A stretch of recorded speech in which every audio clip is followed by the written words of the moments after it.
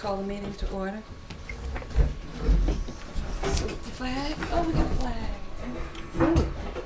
I pledge allegiance to the flag of the United States of America and to the republic for which it stands, one nation, under God, indivisible, with liberty and justice for all.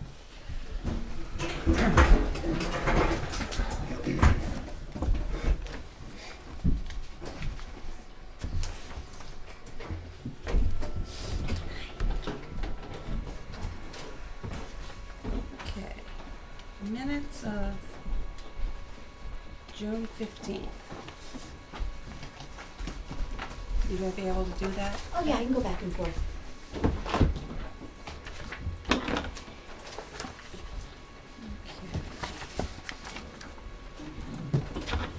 At the very top, Yes. the word unit needs to be capitalized. I saw that. Unit. Mm-hmm. Oh, In the title. yeah. Thank you. Anybody have any changes?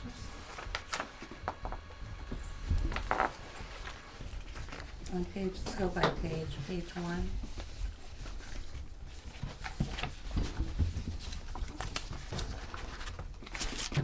Anything on page 2?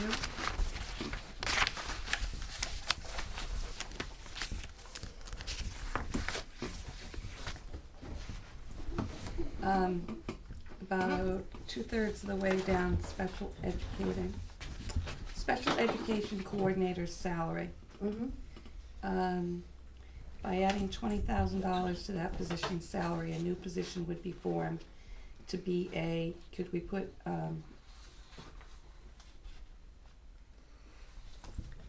with the SAU position to be a student services director? The position would be formed. SAU. With the SAU position Mm-hmm. to be a student services director.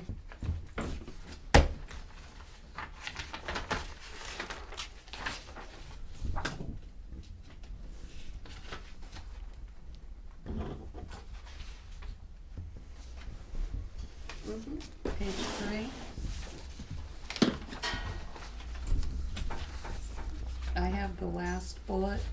The committee is planning to have a public hearing in July or August. Cross out July or.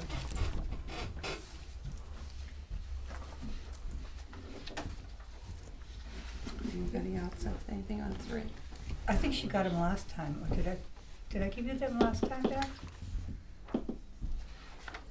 Like, about almost halfway Yeah, down? we had, you gave me last time on page 3, committee is leaning towards, instead of have, it should be having. Okay, And then down further, SAU withdrawal has instead of have. okay, And then I then, can do. Okay. Page 4.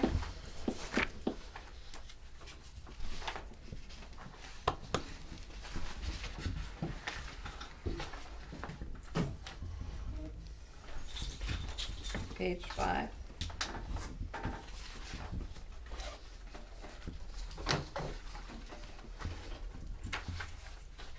July 8th, public.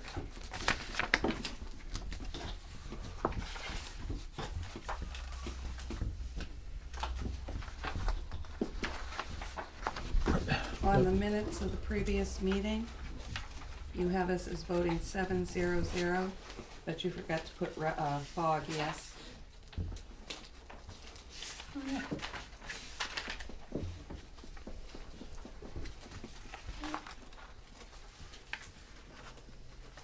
Jerry, I'm sorry, you were just about ready to say something. Oh, yeah, well, no, it's just on page 2, I didn't wanna skip ahead of you, but,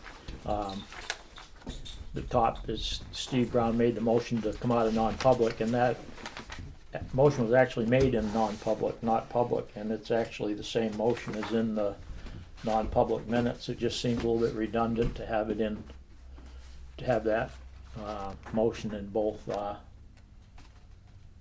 minutes, you know. It actually, I think, belongs, is more appropriate because it was made in the non-public, it should probably just be in the non-public minutes. It should be in both. The motion Because- to come out of it is Yeah, in the because public minutes. people you don't know. get the non-public minutes, and if they just get the public minutes and they've gone into non-public, they have to show what time they came out. So Well, actually, it's in both. The selectmen usually just put that they they? reopened the, well, I mean, it doesn't matter, no, Yeah. that's fine, I I was mean, just that's why curious. we've done it here, so I don't Yeah, know. well, that's, thank you. In the top paragraph, you've got the votes again, but you don't have FOG on 2 of those. And it was unanimous, so it was FOG yes on those Mhm. 2. They'll teach me to cut and paste.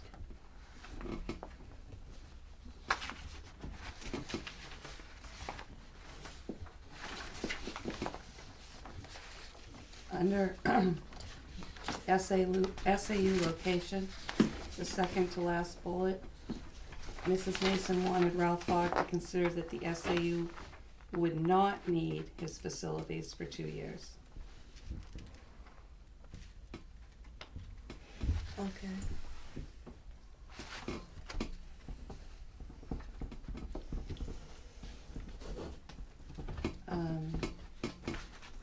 Under surplus funds, second bullet, money was raised by and therefore came from the school district.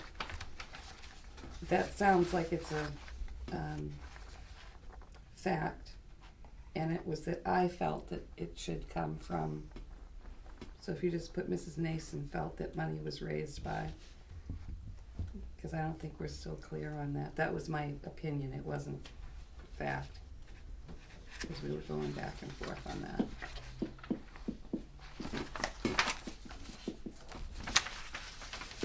Page 3.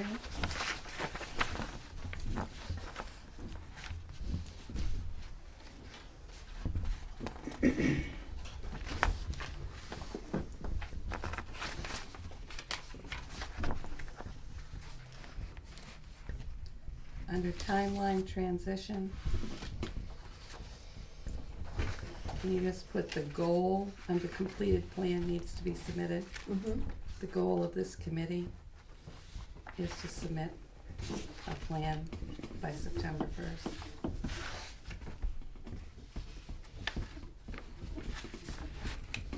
Anyone else on page 3?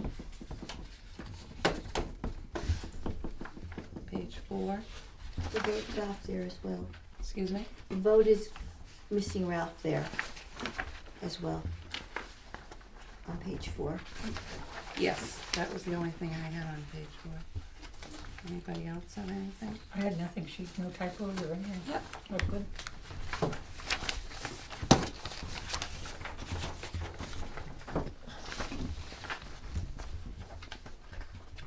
Non-public July 8th.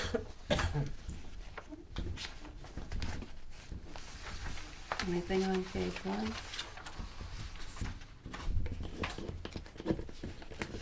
Yes, Ralph's missing. He's missing on the back too. Yeah. I had the one on the back. Don't I put him didn't in have the one tonight on the if he front. doesn't show up. No. Cause he is missing. Yeah. On page 2, first bullet, can you change that to a facilities manager?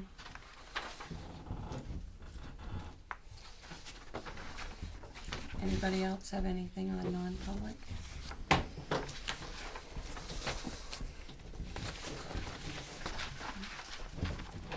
Okay, is there a motion to approve all 3 sets of those minutes? Make that motion. Is there- As corrected. As corrected, okay. All in favor? Aye. Public comment? I have a question. When you were looking into the comparative districts who have used, part-time superintendents, did you inquire how difficult it was for them to find people to apply for those for that position?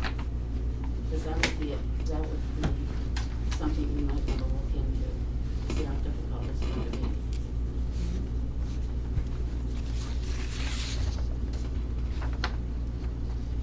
The schools I contacted didn't say one way or another, they didn't say we had trouble getting anybody. Well, I'd contact the school boards instead of the SAUs, because it's the school boards who would be sending out the notice, the public notice for the position. And I just, maybe be helpful for you to find out how difficult it was for them to get responses They all had, as part of your decisions. they did all have superintendents for hired.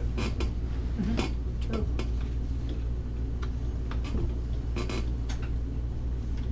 Okay, budget.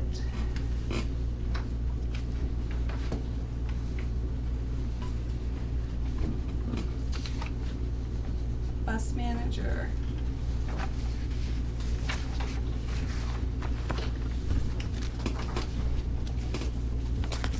I checked with both my districts and they're both contracted services. Priscilla, what'd you find? I found that there was contracted services for buses, cost $544,779 for transportation for Barnstable. Yep, I have the numbers for Alton and Barrington. Alton was 663,000 and Barrington was 980,000. So it looks like that might have been a good move on the, to change to our own buses. Laura, what'd you find out about Fremont? Were you able to? They are contracted with North Reading Transportation. Steve? Didn't find anything about, I couldn't even find it listed in Winchester.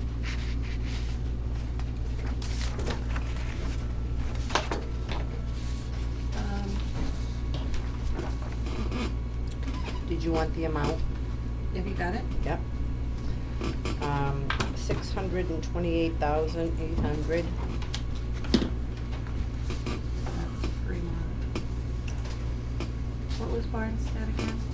$544,779. And Steve, what were you able to find out about, when the last time the school board looked into that? Was pretty close. She said 1.4 and it was 1.3. Wow, really? Yeah. 1, 2, 6, Wow. It looks like ours was 517,000 last year, according to the figures I got, so.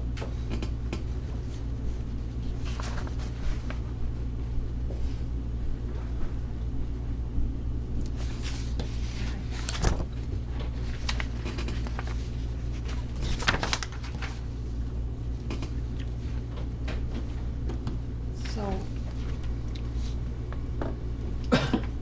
our current salary and benefits for transportation, well, I'll give you the salary. The salary's 25,208. With benefits, it's 42,871. We started with our own bus coordinator in the 99-2000 school year, and the salary was $18,000.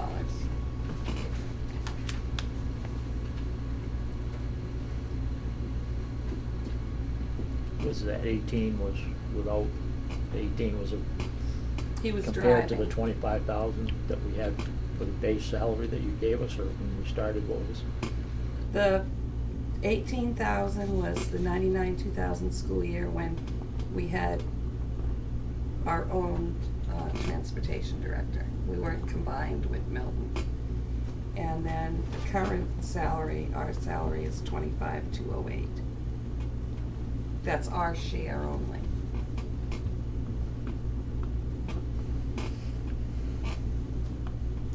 And our bus coordinator, when they started, was also a driver.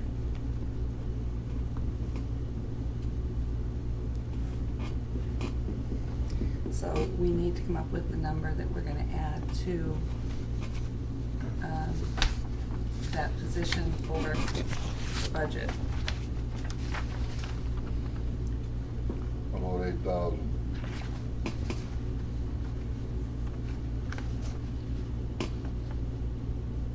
We had a discussion last week, was, Ralph suggested 9,000 and Judy suggested 10,000, so I'm not hopefully 9, 10 still in the same.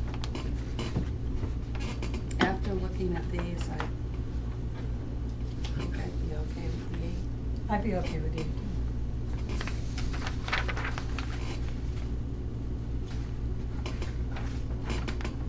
Make that a motion? For If you'd like 8,000? to. For 8,000 for the bus manager? Is there a second? I'll second that. Any further discussion? So what's the total? What the total end up We'll be adding that to, Whatever the rate is of the person that's selected. right, because we're gonna try to use a current employee on that. being? Question, Madam Chair. Yep. So would you like for me to add $8,000 into the budget for year 1 and year 2 on this motion? Or would there, You've been doing on year 2 a 2% increase, so you might wanna be consistent with that okay, on the front here on these positions. so 8,000 the first year plus a 2% the second year? Does everyone agree to that? Mhm.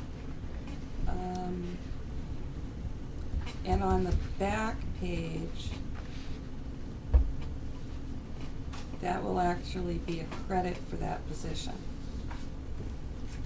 Because you'll have to take what we're paying now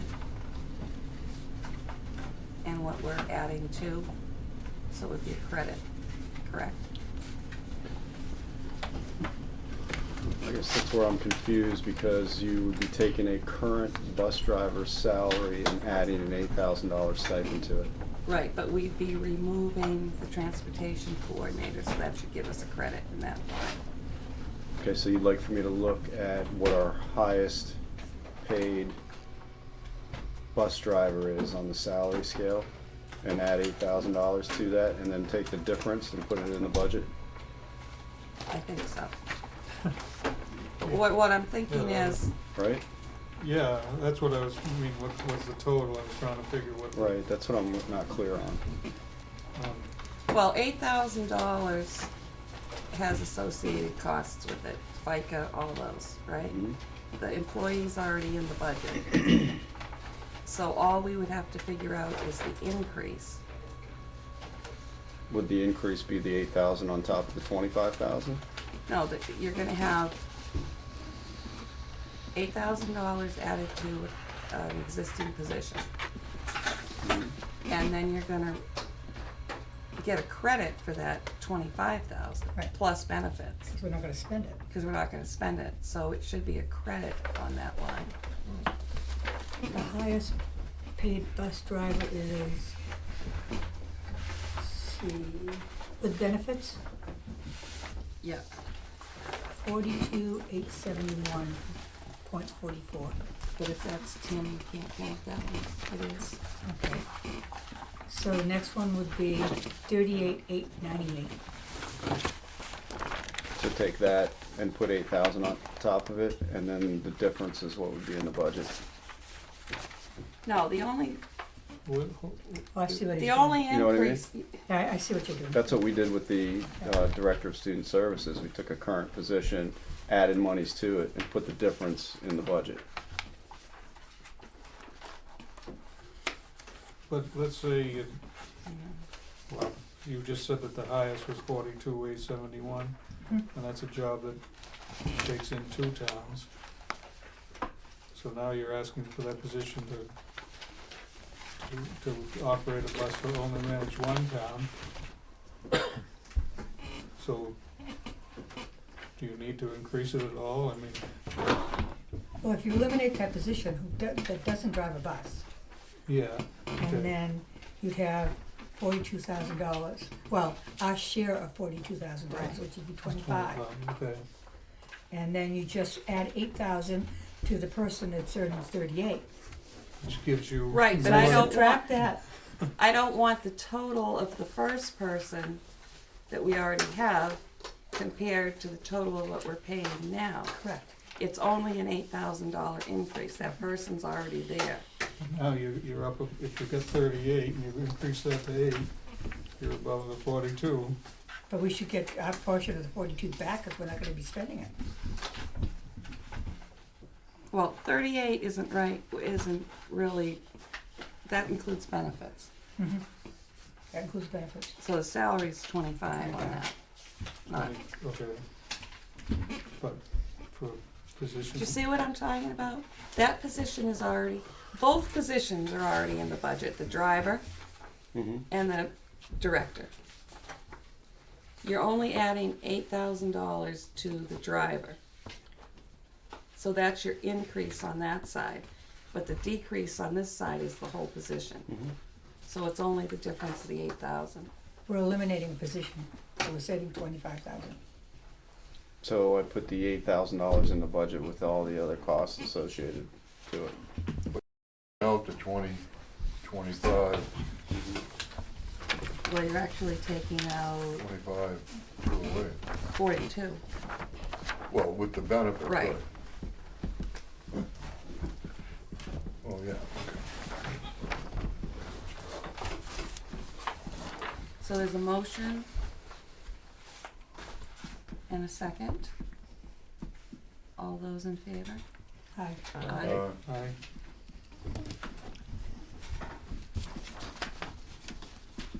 Facilities manager? I'll make a motion for 8,000. Can we talk about what we found out from other districts up first, Steve? Sure. I'll second that for discussion. Okay, thank you. Facilities director. I'll scroll down. Or so what did you Okay. find out about? In 2014-15, Barnstead had a facilities director for $43,661. 2015-16, they had a director of maintenance and facilities for $45,647. Custodians earn between $20,000 and $29,000 a year.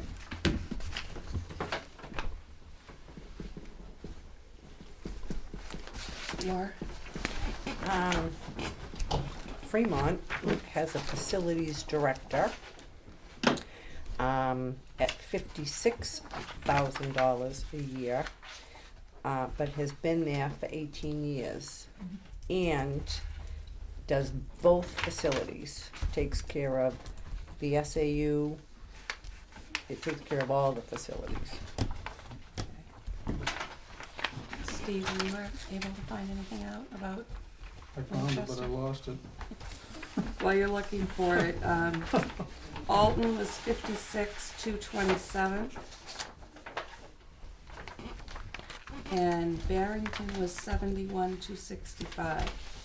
But what I thought of too is Barrington has 3 buildings. We only have one, Alton only had one. That's what I was just gonna ask. Yeah. Depending on the buildings also. Barnstead has one. Fremont has 3.5 positions with a total of 138,000, and one out of that comes to 56,000. Okay. Just Okay, our share of the facilities director here is $28,050. And that includes salaries and benefits. And, salary alone is $18,673. The head custodian's current salary and benefits is $48,968. Salary only is $41,212.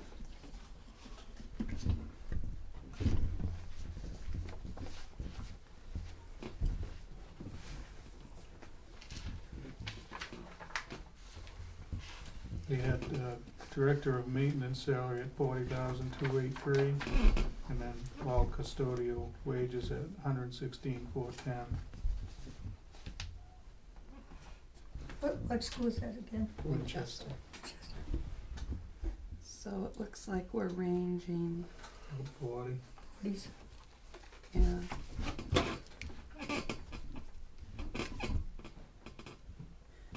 We've got 40, 43, 45, and then up to 56.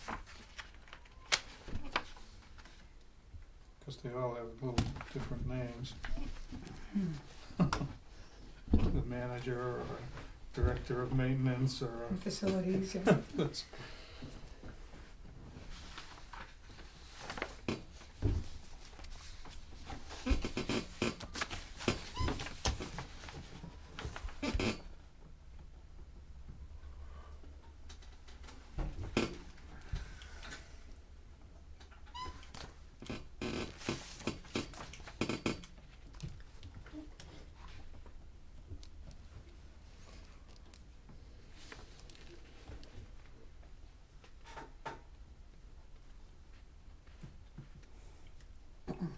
What's your average? No, I don't think I did it right.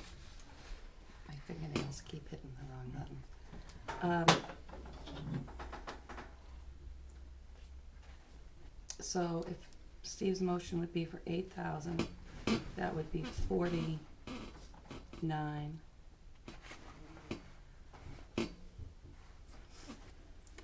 49,212. and and so what does that encompass? What that's overseeing the other custodians and the general everything in the as far as maintenance of the whole building. Potentially both buildings. Okay, I had added something to the organization and operation, which we'll get to later.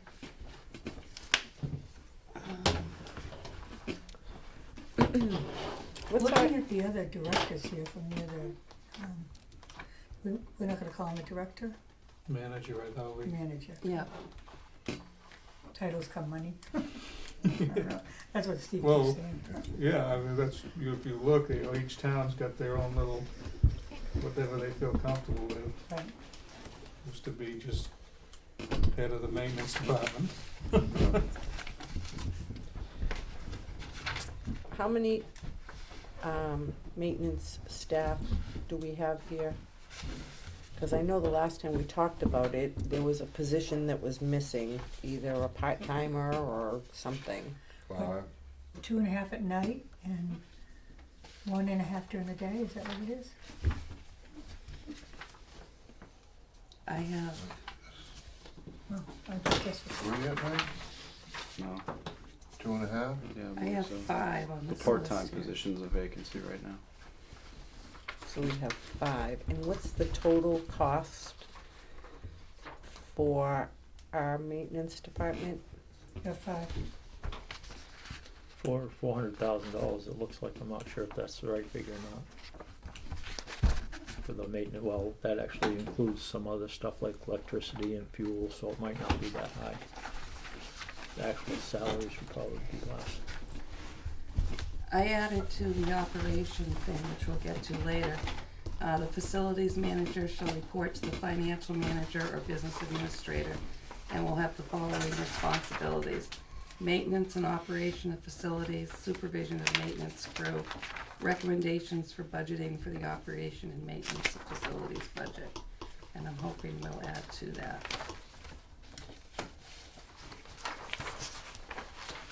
So do we have an actual breakdown of just salaries?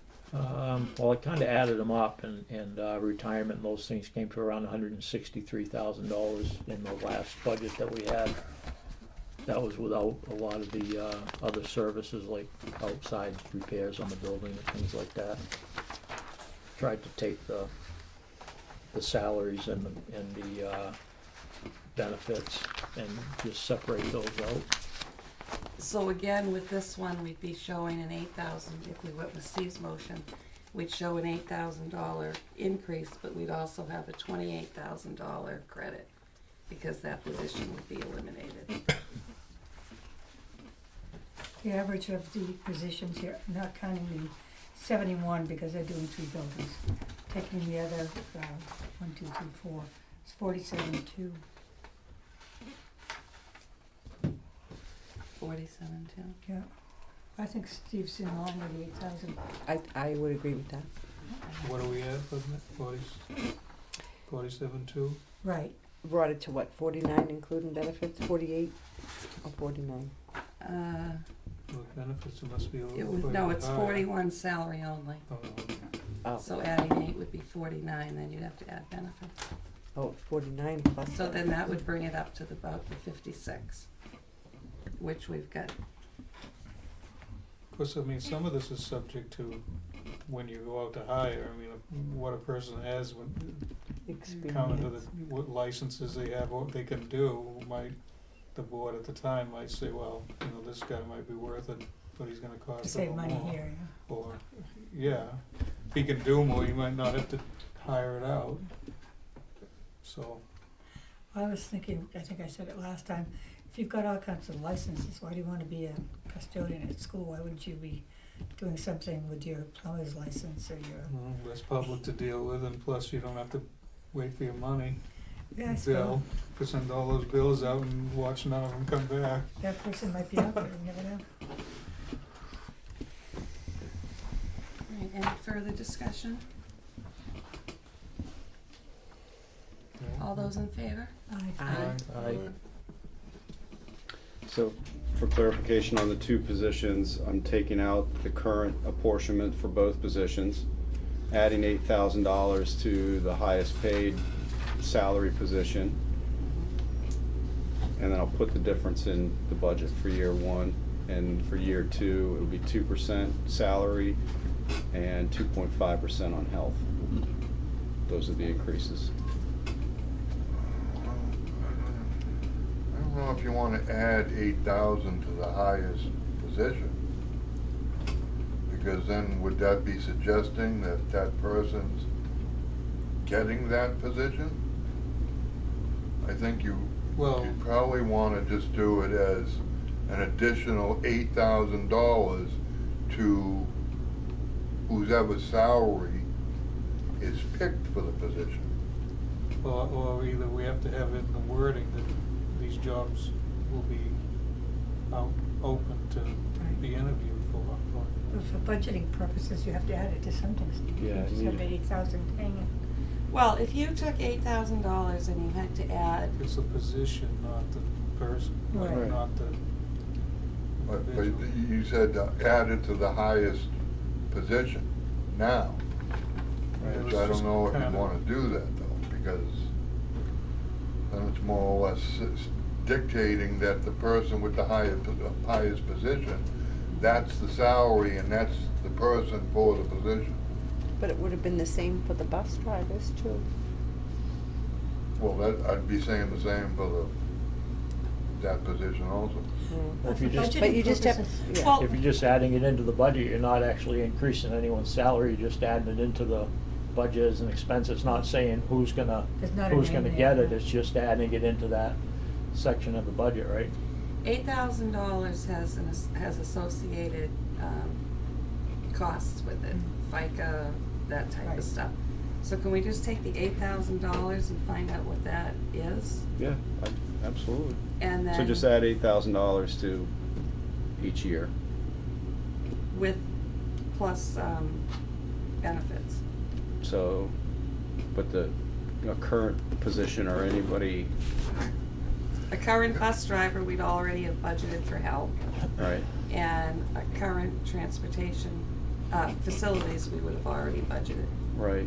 So you're just putting $8,000 on that because your benefits are already in your budget. Right. That's what, so just put $8,000 in the Yeah. budget. But take out the apportionment for Right. the SAU-wide services. That makes Just wanted to sense. clarify that, thanks. Thank you.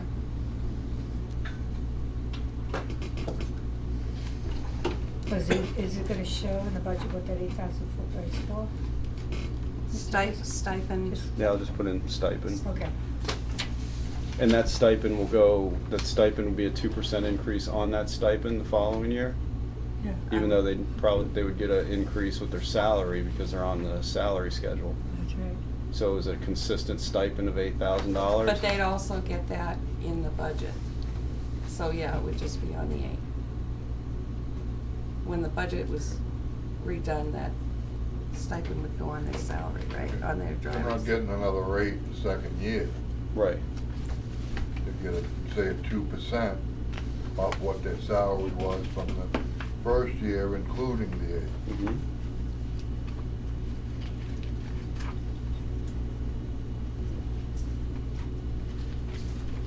Did we vote on that? Not yet. Oh, well, okay. We're just clarifying that. All in favor? Aye. Aye. So that was the vote just now on Steve's motion of the 8,000 Correct. stipend. Okay. Thank you. Okay, servers. Everyone probably noticed there's several servers on the assets inventory list. I asked Mr. Tercey to explain that to me, and we would need all those servers, so I'll let him explain what he told me. I spoke to Back Bay regarding those servers. On the list, it says 6 servers. We actually have 4 physical servers. You'll see on there's 2 virtual servers, meaning that there's servers that are located on one of the 4 physical servers. They're called virtual servers. What Steve Gagnon recommended is that we have one server for Wakefield, which becomes basically the hosting server, and our ADS system, the NutriKid system, and Power School are all hosted externally. So all you need is one server, which is actually your login server to those systems. So access here's your connect point to the other hosting services. It's lower maintenance costs and it's a lower cost to the district. So Wakefield would need one server that would become basically your hosting server, that's your login to access those 3 systems that are hosted externally. How big are these servers? One Is it server. this big? A panel's about this wide, about 2 inches thick. So it's small. So, we obviously, it's listed on the assets list, so if Wakefield's only is going to go ahead and purchase their own server, then we need a credit for the value of those other servers. But can we use one of those? I don't believe so. No? I'm not sure if they can be reformatted for the I think it would be purposes you more would of a need headache. them. I think you'd be better off to start out fresh with our own. But what happens if Milton does the same thing? They don't want them because they're no use to them, so they want a credit. If there's no Then I value guess to we either can take side. everything they've got and get a credit. But they may say the same thing about the service. If they're no use to them, they may want a credit from us for those servers, just as we're saying to them, we want a credit. They're going to be used by one or the other. We both have to have what's on them. I understand. So someone's going to take them. I don't know if Milton plans to stay in that building or not, but it would make sense for me where everything's all set up and hooked up that they would want to keep them. If they want them,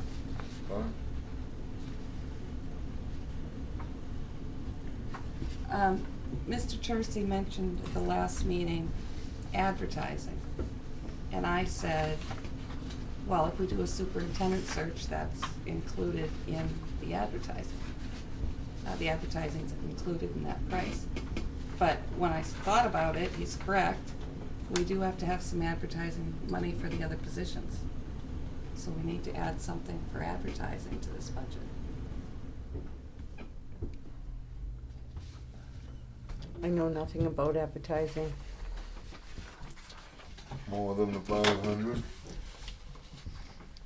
Well, So you'd be looking for 4 more positions after the superintendent? I'm assuming that this advertising that's in the budget already, Steve, is probably for advertising at public hearings and things like that. So yeah, I would think we'd have to add additional money.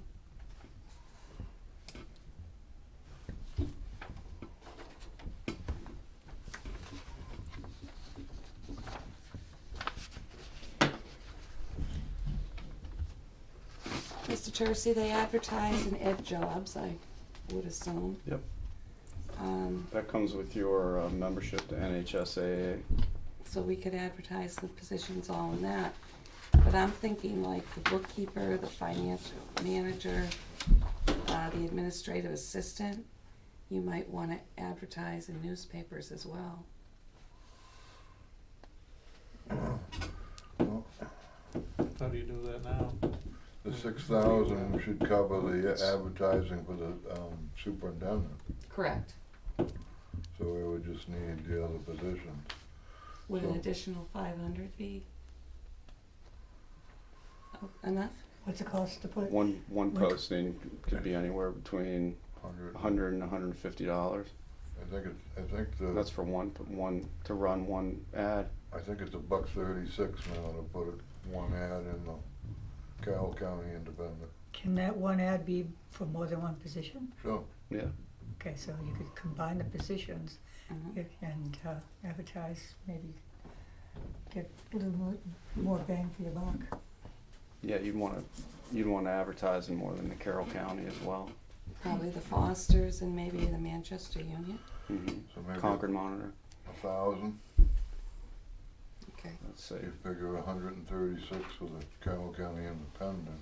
Where are we gonna put that under?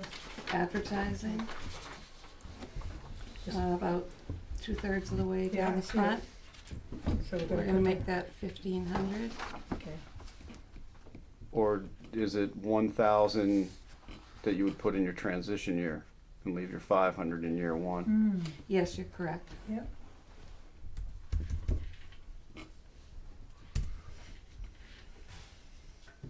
So we're gonna increase the transition year to 1,000 and then leave it Yep. in year 2. Year 1 and 2. Okay, the other thing I thought of,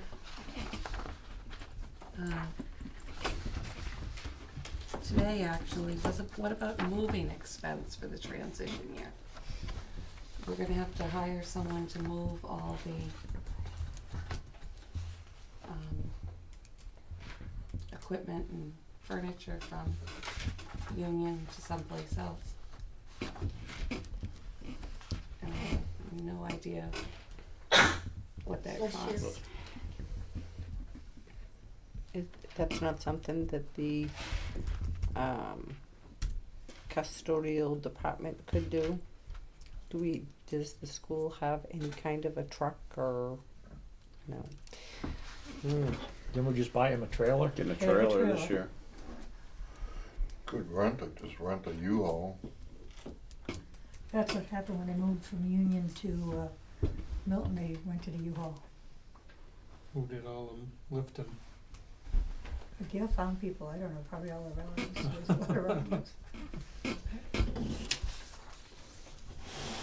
There's some There's things. gonna be some cost, no matter what. Right, there's gonna at least be a truck rental cost. Some of that stuff's pretty heavy, I don't know, you have to have 3 men and a boy to lift that conference table.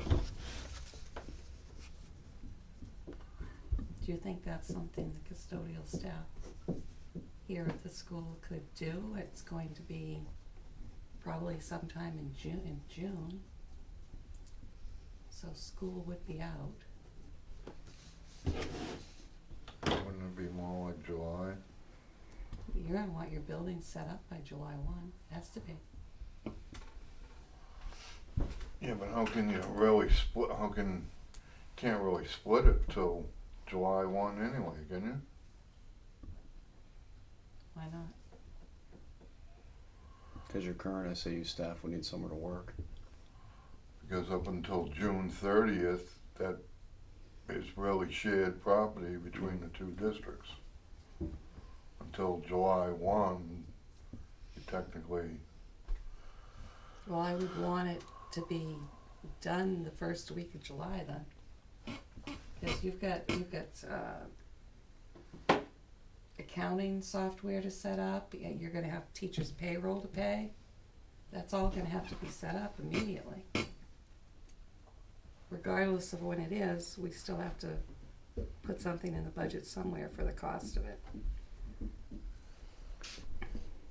I know when we did the 2 asbestos projects in the school, Bob Adams had, I thought he had a company come in and do that.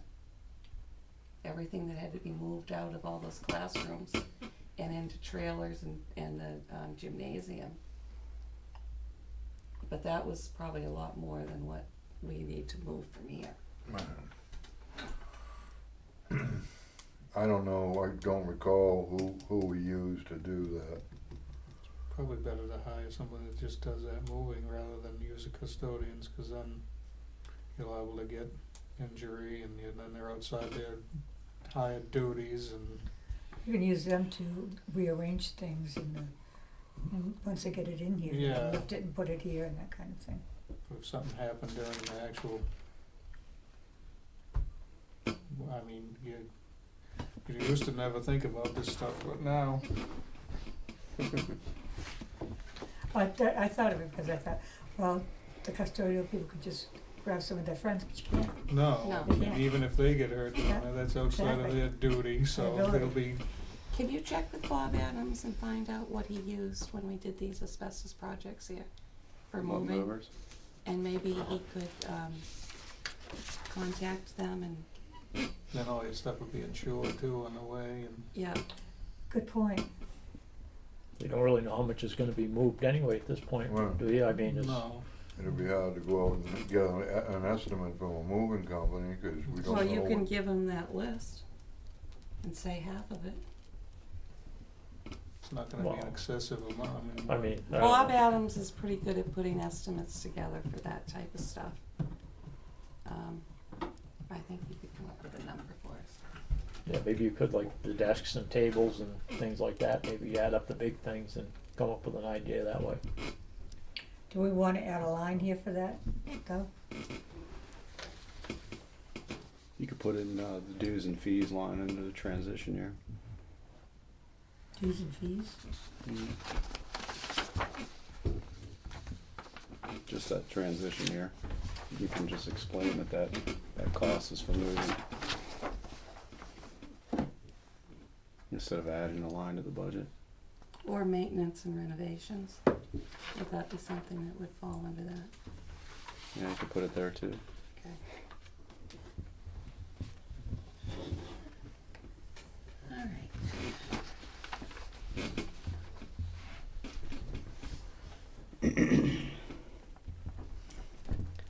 So let's move on to number 6, location.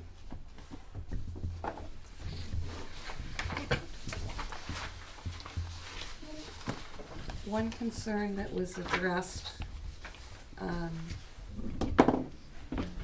during the public hearing and at public comment here was if we were to use the modular, as far as projected enrollments and things like that, would it be available? I found a map. Actually, Priscilla found the whole packet. It was from the New Hampshire Center for Public Policy Study, and they did a study on consolidation of SAUs. And in it was a chart of the state of New Hampshire. And it shows from 2010 to 2025 that there's going to be a 13.3% decrease in population aged 5 to 19 years old. So I pulled out the 2010 school report, and our enrollment was 443, and then I looked at the 2014 report, and it was 414. So in 4 years, they're saying that's going to happen over 25 years, a 13.3% decrease. In 4 years, we've already had a 6.5% decrease. So I wanted to include this map in our packet with under the location. section, if no one has an objection. And this was think paid it's a for good by school board, I mean, the School Administrators Association paid for part of the study and other groups, but the so it wasn't just, you know, an off-the-wall survey or a booklet. And I want to correct something I had said at an earlier meeting. In October of '98, when the new edition opened, the junior high edition, we had 526 students. However, Union School was still open, and 58 of those students were at Union. Then we added the four classrooms, 2 modulars to Paul's school. And our current numbers, and those students ended up coming up here in 2008. And we had 490 students, but we had 4 modulars as well. And now we're at 414. So from 1999 to 2014, we've had a decrease of 123 students, or 23% decrease. And we also probably didn't have Bright Beginnings either. Right.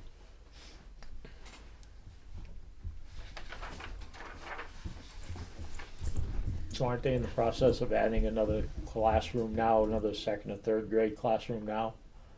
Is there space in the school that they're gonna use to create that extra class that they're working on now?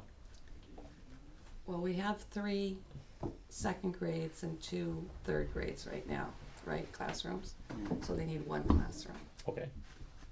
There's space available. When we did our walkthrough, the 2 of them I could name right off the bat. So we need to come to a decision on location, what we want to do. We've looked at all the options. I still feel that we should go with the modular as a temporary solution, and do a warrant article over a 2 or 3 year period for a more permanent solution. I'll make a motion to use the module. I'll second it. I would like to have also an alternative plan to the modular in the event that for some reason Wakefield becomes the place to live and student population does come up. We could possibly rent something in the interim. Maybe we could work something out with the Wakefield Resource Center as a temporary solution if we could not use the modular. I think we need to cover our bases. We should have our second floor done, the Wakefield Resource Center by then. There's gonna be offices upstairs. And there is an elevator, so There's it an is. elevator. It's all handicap. ADA compliant. So as far as the renovations and whatnot on one of these, what would be involved in the cost to renovate one of these to make it into a SAU? Right, that's the next thing we're gonna have to tackle. First, we have to decide if that's what we're gonna do, and then we're gonna have to tackle that. Well, I wasn't too keen on having it in the school. I kinda wanted to have it someplace separated from the school building. And I wasn't sure about the parking and logistics out here for people coming in and out of the SAU, but I guess I'm not really in favor of using one of these, but that's just my opinion. What would you suggest? What would your suggestion be otherwise, Jim? Well, I mean, we had discussed the possibility of putting a building over there if there was room on the property. I think we had come up with a price of $100,000 for a building and $60,000 to do the site work to get it set up. And that comes to $160,000, and then we started discussing the idea of scaring people away by wanting to spend $250,000 on a building for the SAU office. So I wasn't sure where we picked up the extra $90,000 or $100,000 for the, you know, for the setup of the SAU office itself. I'm not sure if there's even room out there. It's rather a mess out there now, but I'm not sure that that there's room to, you know, accommodate that building out there 100%. But I guess my thing was just having it separate from the, you know, having it separated from the school and separated from the students and all the day-to-day activities in the school, and just have a more definite plan to give to the state, rather than submitting a plan to the state that says, well, we don't have the money to put up a building, but what we're gonna do is kick the can down the road a couple of years, and whatever school board happens to be serving at that time, those are the people that are gonna have the responsibility of actually, you know, getting the permanent home for the SAU office. I mean, but. Well, I think that if we were in this modular, we would be separate, we wouldn't be in with the kids. So I think this building does separate it as a temporary solution. We don't know what's going on with the parking lot, or when in fact that will actually be built, because they've still got to raise and appropriate more money and do the work and settle the title problem. So it's kind of hard for us to raise and appropriate the money in a transition year budget to do that until all the work is prepared over there. If we said this is what we would like to do, then they can relay that to the surveyor, who's going to be doing all the specs and grades and everything for that lot, and that could be figured in to that plan. Also, we would, if for some reason that lot couldn't be used, we do have the Rhines Road piece as well. I just don't think that we're at a point, not knowing the status of that parking lot, that we can put in the budget 160 or 200,000 or whatever number it may be, not knowing if it's gonna be prepped for it. That's my only concern. Right, well, I mean, we have the property, so I mean, I was just looking at the $160,000 for the, you know, for the actual SAU building, and if the building's $100,000, I don't know exactly where the 60,000 in site work would come in. The 60,000 was a ballpark estimate for, it was 20 for groundwork, 20 for foundation, and 20 for plumbing, electrical, heating.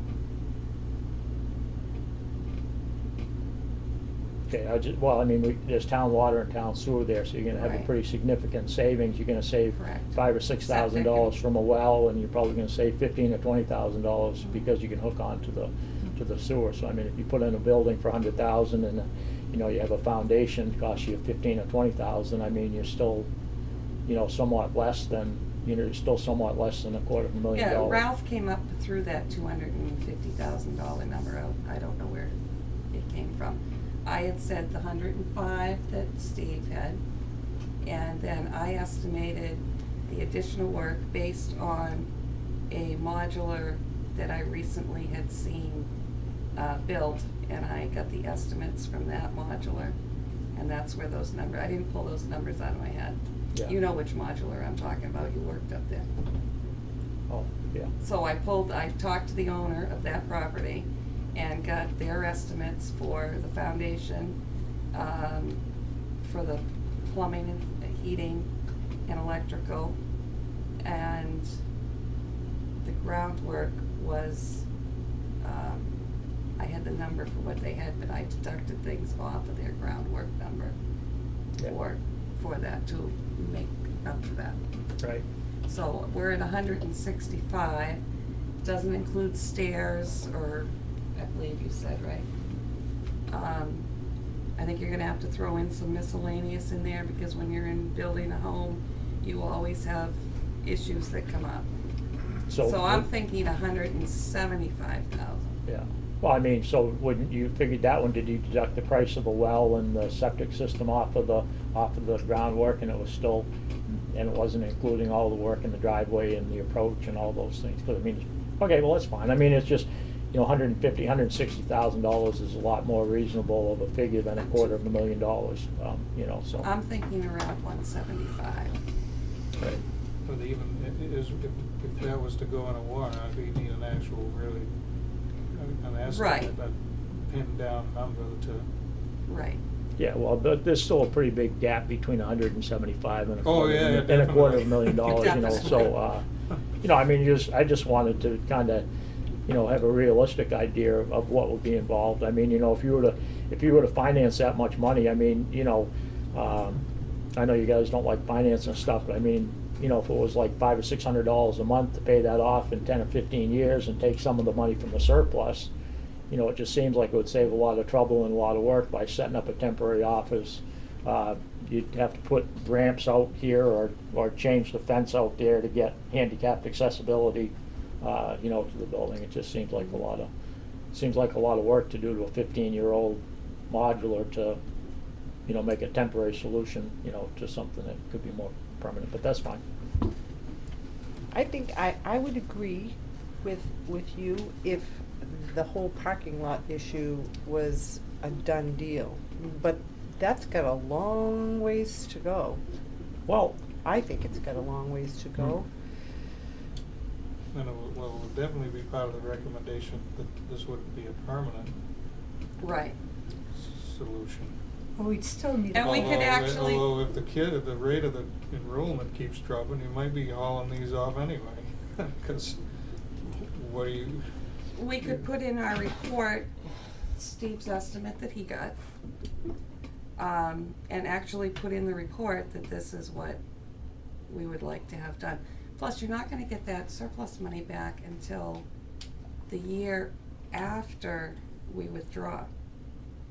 And I think that would be nice little seed money if we could properly word the warrant article to have that be put into a capital reserve. I mean, that's approximately $90,000 would be our share.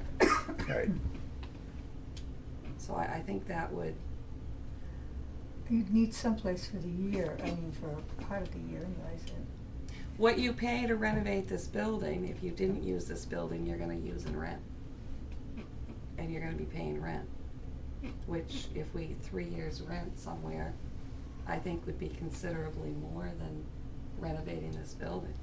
What's the rent on it? I mean, we're paying like 30, we're paying like, 33,000 for where we are. paying half of that, that's 15,000, so. 57%. 15, They 57,000. estimate $9.50 a square foot. For rental? Estimated rental for square footage. This was, I don't know who 19. did this, and well, that was back in 2007. Yeah, 'cause I think ours now is 12.50 a square foot. So even more. So I would think the cost of renovating this would definitely be less than the cost of renting something. But Finding someplace. why couldn't we just put up those, you know, like they have down at the SAU, Petitions. petitions, like the sound, they get the soundproofing material on the sides of them. Why couldn't we just do that in there? If it's gonna be temporary solution, you could probably get those and set up. You need something a little bit more, Professional. well, especially for the superintendent.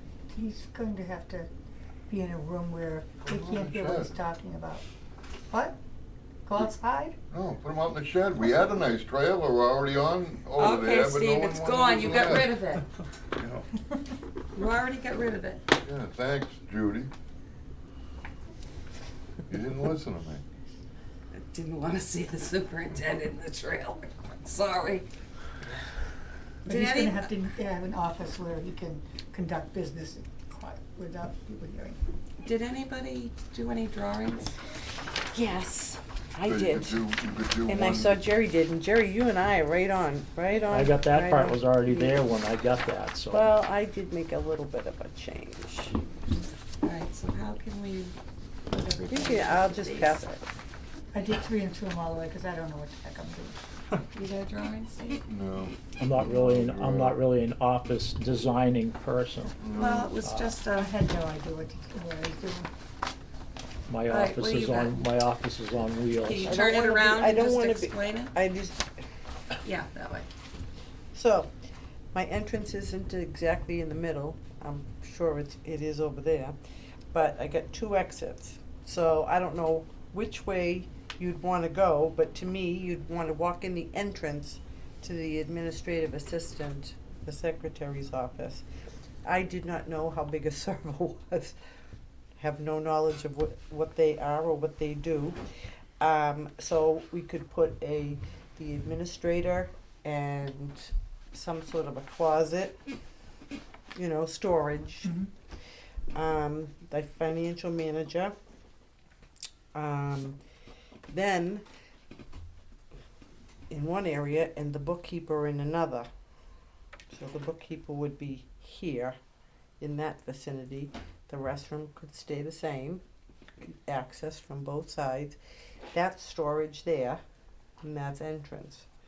Then on this side, I did the conference room.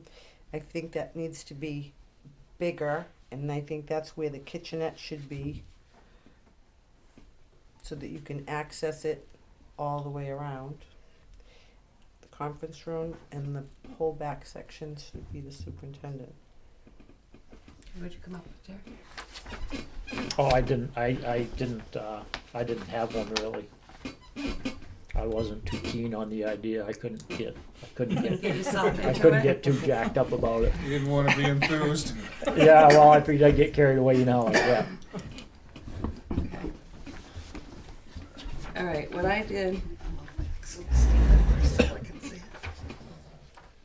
What I did, this is the entryway over there. And I decided that I was gonna use this door as the entryway for public outside, and that would be the entryway for the staff or anybody needing to come from the school. Okay. So I thought the same thing as you, the administrative assistant needs to be near that entrance. Mm-hmm. So I put her here, or him here, could be here, and I put the conference room behind it. Mm-hmm. And then I left the bathroom. I took this section right here between these 2 rooms. I didn't know how big a server had to be either. And I just blocked those off and put a doorway, and I put that as a server closet. Okay. And then I took that closet, which you might want to reverse what I just said, looking at the size, I wasn't in here.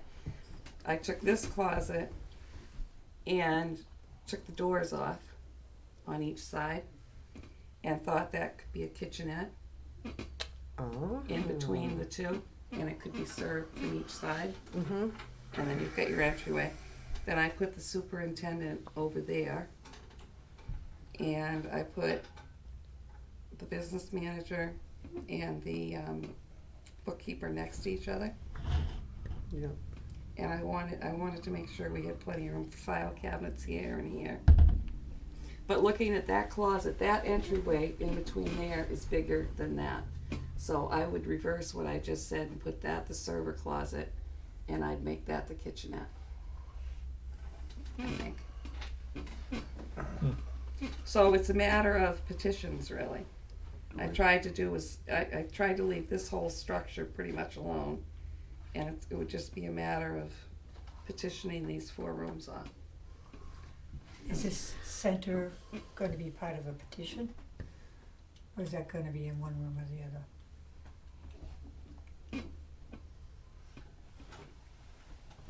You could use that to split this section here, I guess. So when I've got pretty big rooms here. Hmm. But what I was thinking about, as far as the size of the rooms, there's a lot of stuff that we're gonna have to store. And there's a lot of file cabinets. I was thinking the bookkeeper and the administrative assistant area. So what says we need to have a kitchenette? All I have in this little kitchenette is a coffee pot, a microwave, and a refrigerator. Because as far as I'm concerned, they can go into the school and eat at the cafeteria.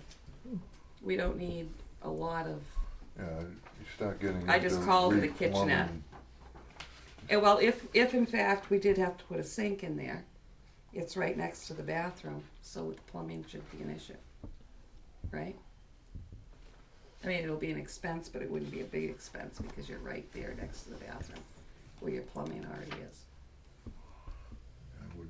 Why couldn't they just use for something temporary? I don't think Right. you wanna get, I was just looking for a place for the coffee pot, microwave, and maybe one of those Small small refrigerator.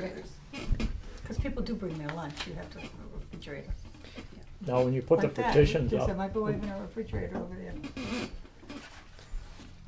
Jerry? when you build the walls and separate the office spaces, you're gonna run electrical outlets into those walls so that they can plug in their computers and monitors and printers and all those things. We're gonna have like electrical outlets spaced out around the wall. I don't know what the code is on outlets. Do you know what it is, Steve? How many you need to have in the wall?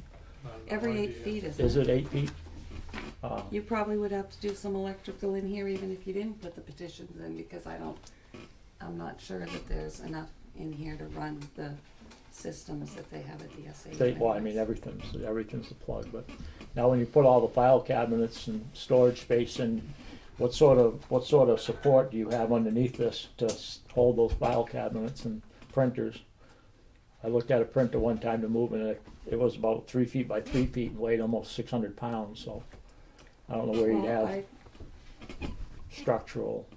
There's furniture in here now. Oh, yeah, I mean, it's supporting the weight of what's in here now with children in the classroom. yeah. So I would hope that it would support the weight of, you got a copier over there, you've got file cabinets here. Well, commercial copiers are bigger than that, but I just I know. wasn't sure how it was set up underneath. They usually just jack them up and put cement blocks underneath and set them in different ways, but.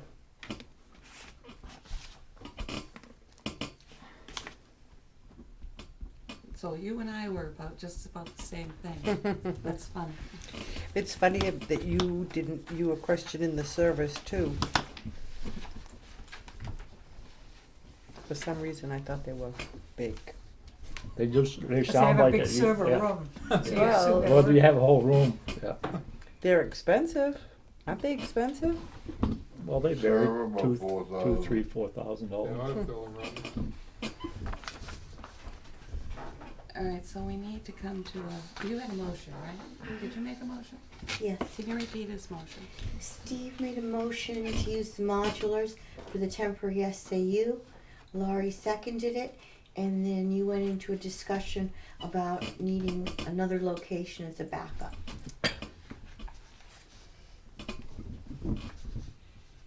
I'm just thinking we need to make sure that whatever the cost of renovation would be, would also cover the cost of a rental for 1 year to put in the budget. So if we can come up with a plan for this building, maybe we could get some rough estimates of what that would be. Maybe have a couple of builders come in here and ask them. Then we'd have to add, well, they'd include the electrical that we'd need. I don't know, what's the committee's pleasure here? Well, definitely some kind of an estimate, something to go by, so, Yeah, we've gotta put it in the transition budget, cause that's gonna have to be done before that July 1 date. so just, I mean, we could, I mean, it might change a little as you hire somebody, you know, before it's actually built, but if you could just figure like how many walls you need, then that would be something to, I like Judy's plan, so I think you should use yours as the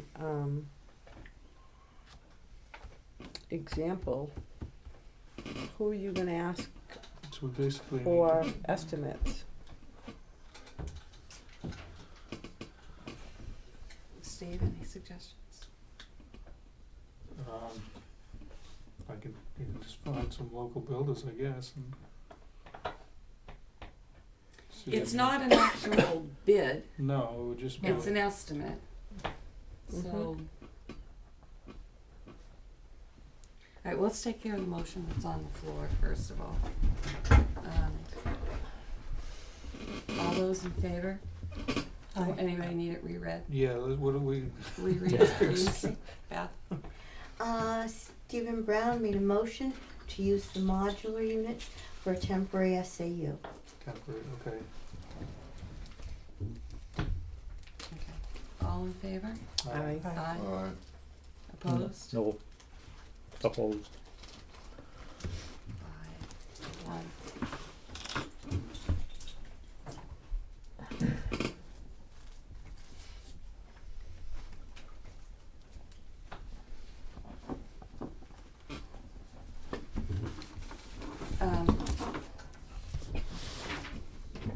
But then we're gonna need to get a price on doing the work. When's the next, resource meeting? Third Friday, That's coming out right up there. A week from second Friday. Friday, first Friday. I don't know. That'd be a week from Friday, wouldn't it? The I don't third? know when it is actually. They always call me, so I don't even pay attention. I'm just wondering if we Oh. could the 7th. get a little bit better rental number from them. I missed it this month. Whoops. Should've looked at my calendar first. Lose track of time. Judy, can you multiply 1250 times? I want to say I think it was like 1966.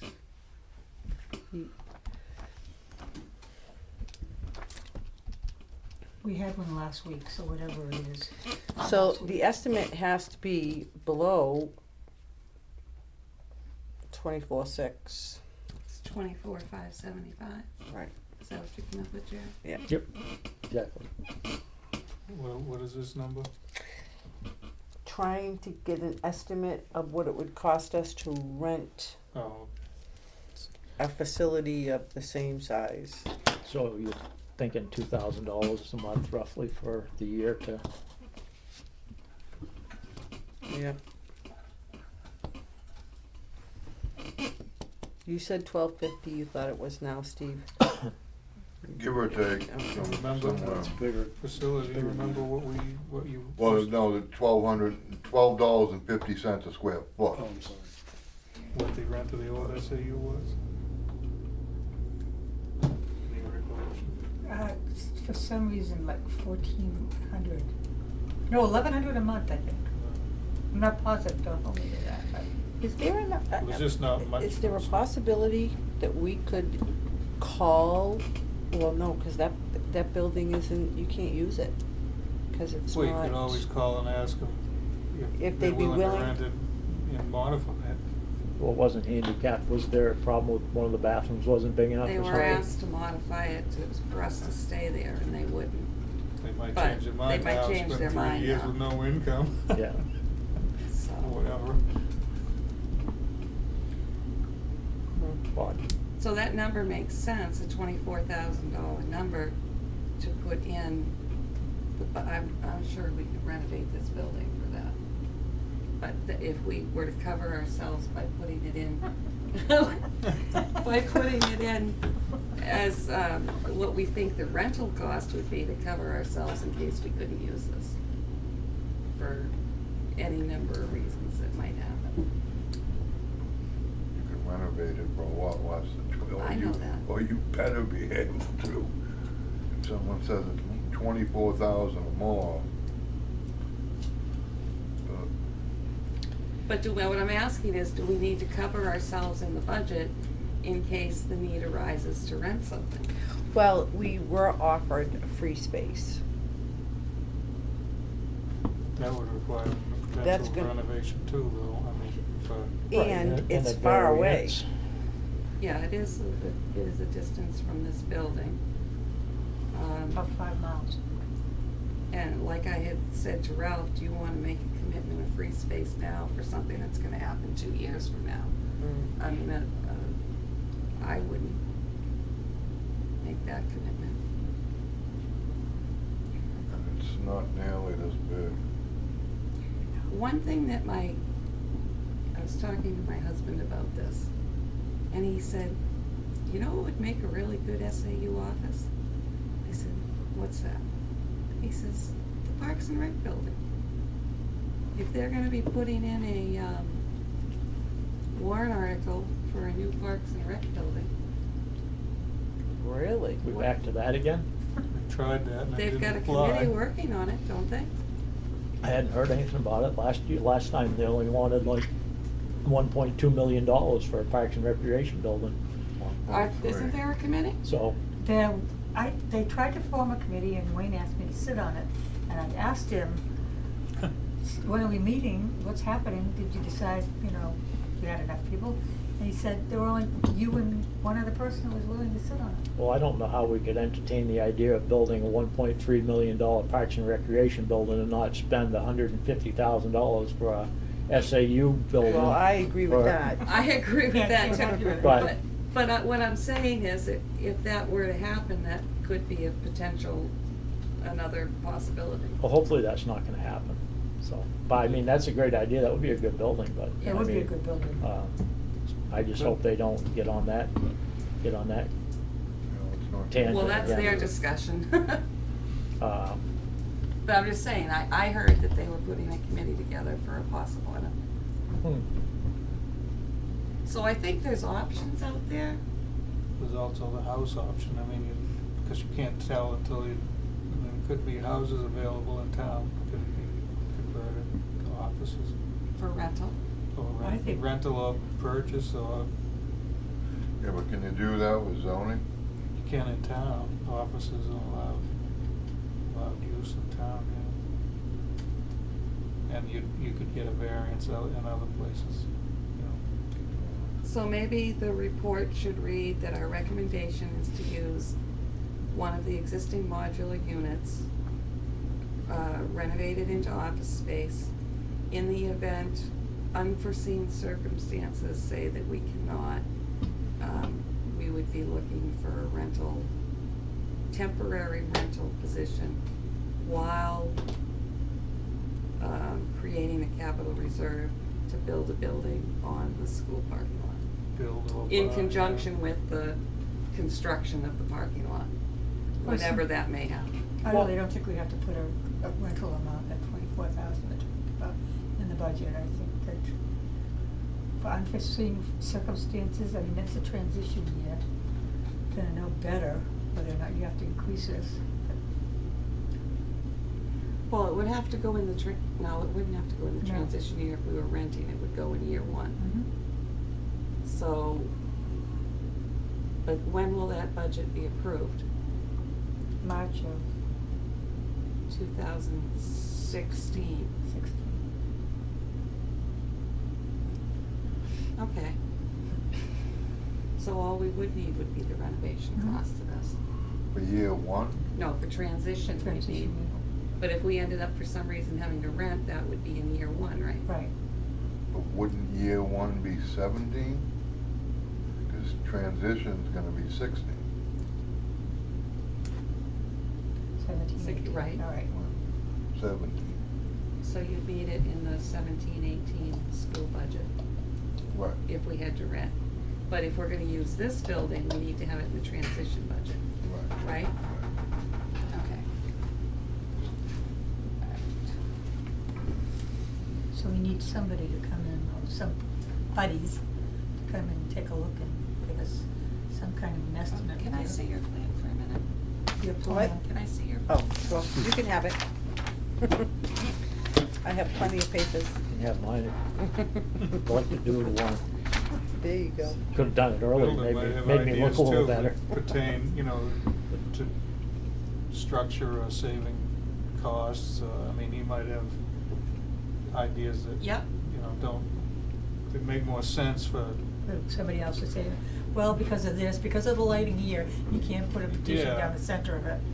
so if you just, I mean, how many offices, I guess, is, and how much bigger do you want the superintendent's office, and Well, you know, now that I'm looking at this, what's your? where I had, what do you have? You've got the super in a conference room. I've got the conference room and the administrative assistant. But when I'm looking at the size of this room, I just had a hallway coming here, and I had that all superintendent's office. But there could be more than just a superintendent's office put in the back of this. I'm wondering if we should put something in there, a small office. You're gonna have a child find coordinator. You're gonna have the bus coordinator's gonna need someplace for his paperwork. And the facilities director we might need. I mean, you could get another office on that side of that. We could have Back Bay or whoever we decide coming in. Right. Okay. I was gonna also suggest that, student services director, did I say that properly?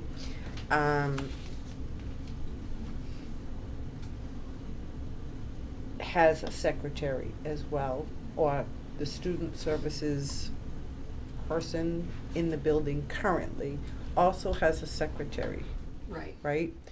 So if this building is pretty big, and I don't think the offices need to be tremendously big, so you could just put, it doesn't even have to have a wall, it's just a desk, so that those positions are all together. And if, because there's a conference room in student services right now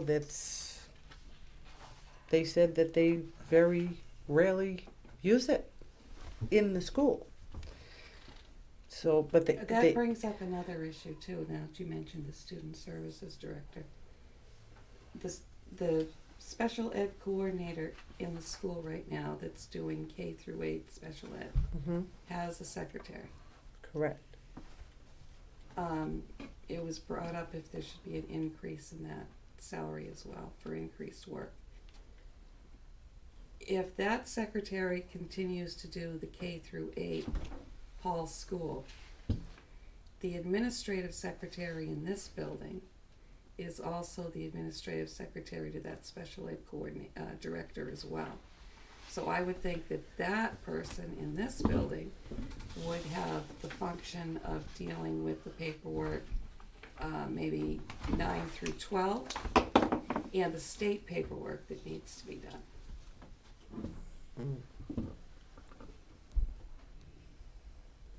Because the secretary at the SAU now assists with that. So are you saying to leave both of those people in the building and not just have an office out here? I like the idea of them being in the building because it's a hands-on approach to, one of the biggest issues we have right now is the gap. They talk about the gap between, on our assessment scoring. And if you had a hands-on person in the building overseeing the special ed staff and overseeing the special ed programs, I would think that would be a benefit. I should think if you pulled her in here, you're gonna have a lot of the people in school having to come in here to her. Okay. But you could have the secretarial functions of that person still be split the same way they are now. The secretary in the building's taking care of K through 8 Paul School. The secretary out here is taking care of outside placements, high school placements, and the state paperwork. Okay. Do you like that or do you not like it? I was just trying to think of a way how you could, because if it's gonna be temporary, a way that we could transfer it back. Just take the walls down. I left the main function, this whole center section, just as it was. But like these two positions, I don't think those petitions I think would probably work for them because they're gonna probably be talking to each other most of the time anyways, and if it's just a petition, What two positions are that? Well, the finance manager and the bookkeeper, I don't think you really I don't see why you couldn't use those petitions. petitions for those two positions, because the more walls you put up, then, you know, it's gonna be more of a cost and a situation to try to, if we wanna transition this back to a classroom. I think the only walls that you'd have to put up is for the superintendent's office and the conference room. Because those have to be private at times. Yes. But the financial person's gonna be here full-time. I made So- the bookkeeper's area larger because of all the file cabinets. So if we were gonna have the superintendent and conference room be an actual office, would it make more sense to put them on one side? And then you could use the petitions on the other side? Well, I was thinking of an entryway, and you're gonna have to have your administrative assistant there. Right. So, and what about having the bookkeeper and finance manager over here? And then move the conference room on this side with the superintendent? Well, I thought of that too, but most of the people going to the conference room are gonna be coming in your front door and going to the conference room. If they have to come in the front door, down this hall, in through this entry, up this hall, and into a conference room, that would be, I was just trying to keep people where they kinda needed to be. Figuring this was more of a work area that they wouldn't get disturbed by the people coming and going through the entryway. I was just trying to think of a less costly way to transition it back to a classroom if need be at some point. If you're putting up less walls, it'd be less walls you'd have to pay to have taken down. Are we gonna put anything in the budget to undo what we do to transform it into an office from a classroom, or is that just gonna be the next person's problem? If they wanna use it, they'll have to spend their money to undo what we do. Yeah. Well, you wouldn't put the money in the budget to undo it the same year that you put the money in to do it. Well, ultimately. You'd have to you put, it in ultimately later. at some point. But then the other thing that could also be done is, there's a lot of rooms in the building right now being used as office space. Why couldn't, like, we have one classroom that has 2 special education teachers in it, a whole classroom. Why, when we transferred this back, couldn't those 2 teachers come out here? Then we turn this back into part of the school, right? Because it would have teachers in it and students, and instead of having it separate now because we're gonna have other Right. people in it. I mean, you've All right. got to be adaptable to use. You're very adaptable.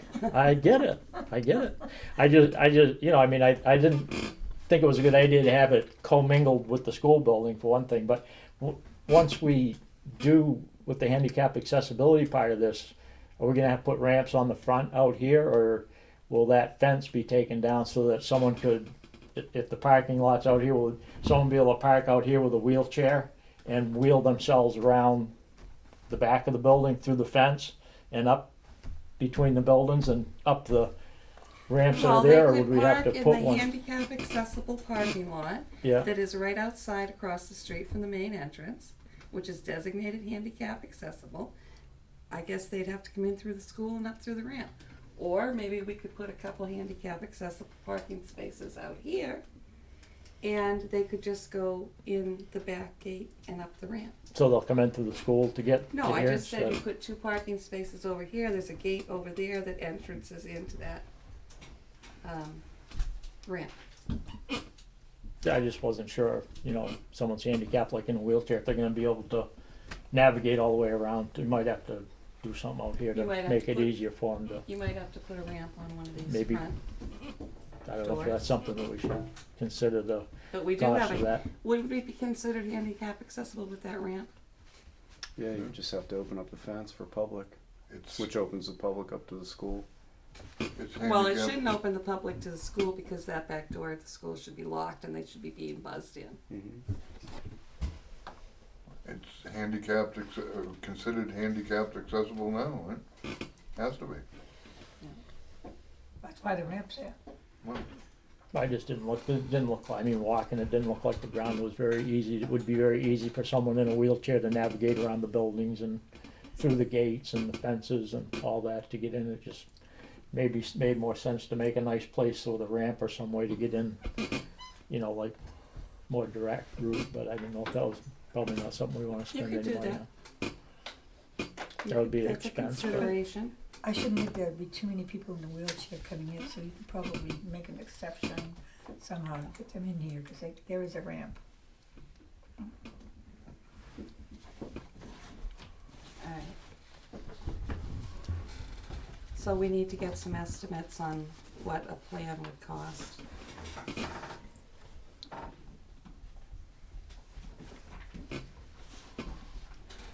Do we have a plan that we've decided?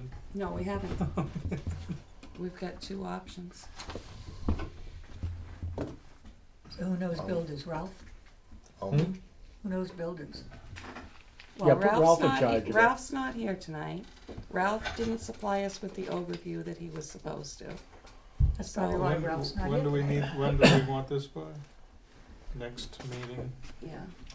I think we need it by the August 3rd meeting. I'll 2 make a weeks. motion to go with Judy's. I agree with that. I like the way Judy did it. I agree too, pending anything a builder might change. Well, I can ask, Because I of can what ask they a see. couple different, how can I get access to look in here? You'd have to see the principal or the Yeah, we'll superintendent. contact the school, Joe, open it up for you. Okay. Is there summer school in this building? No, Okay. I'll make you a copy of Okay. it. Oh, you want yours back? Nope. I just was gonna hand it to him. Now, Can is I that make- all, we were talking about petitions versus walls, is that, do we decide on, Let's get estimates for walls, and then we can, if we wanna do petitions, that'll just save us some money. That's my thought. Yeah, okay, walls. But we wanna make sure we have plenty of power source. well, up to code? Could we- Yeah. I mean, it would be, I mean, other than that, I mean, we'd have to specify we want something extra, I guess, for a certain, I mean, I don't know, does one office need more? Plus the computer, I don't know what the computer cable, I mean, that's all, it's gonna be separate too, like how each About- office is Actually, wired. the computers are all Wireless. Wi-Fi, right? Okay, so are we all, The bookkeeper may need some, I'm just trying to think of things. The copying machine. I would think that would be out by the administrative assistant. financial manager would need a direct link, not Wi-Fi. Okay. And what about the server? What needs if we had a server closet, what would need to be in there for anything electrical in there? I'm not sure if you would need a server closet here, because you have a server closet in the school, if you can connect the two. Okay, so whatever wasn't used as a server closet could be used as storage then, right? Potentially. Okay. Do you think it's better to move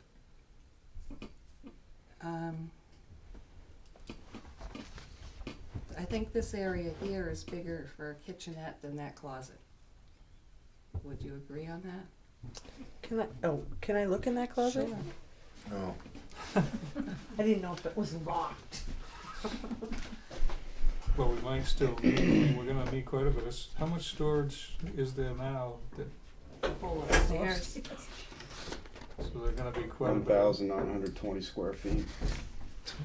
Yeah, that's quite a bit of storage. So, How much do you take we up? need to account for that, right? Probably half of it. So Maybe, you're talking a quarter maybe of it. 2/3. But is that usable with the, No, that's just all yeah, that's what we consider usable space we measured out upstairs. But there's one on the other side, right? That doesn't go straight through, does it? We might just be better off leaving those for storage. Yeah. I'm almost thinking to leave that for storage and to make this area over here a From this- kitchenette. This wall right here to here. But there's another closet exactly like that on the other side. So what, I think Judy Does this thought, look bigger than over there? That looks bigger, I think, to me.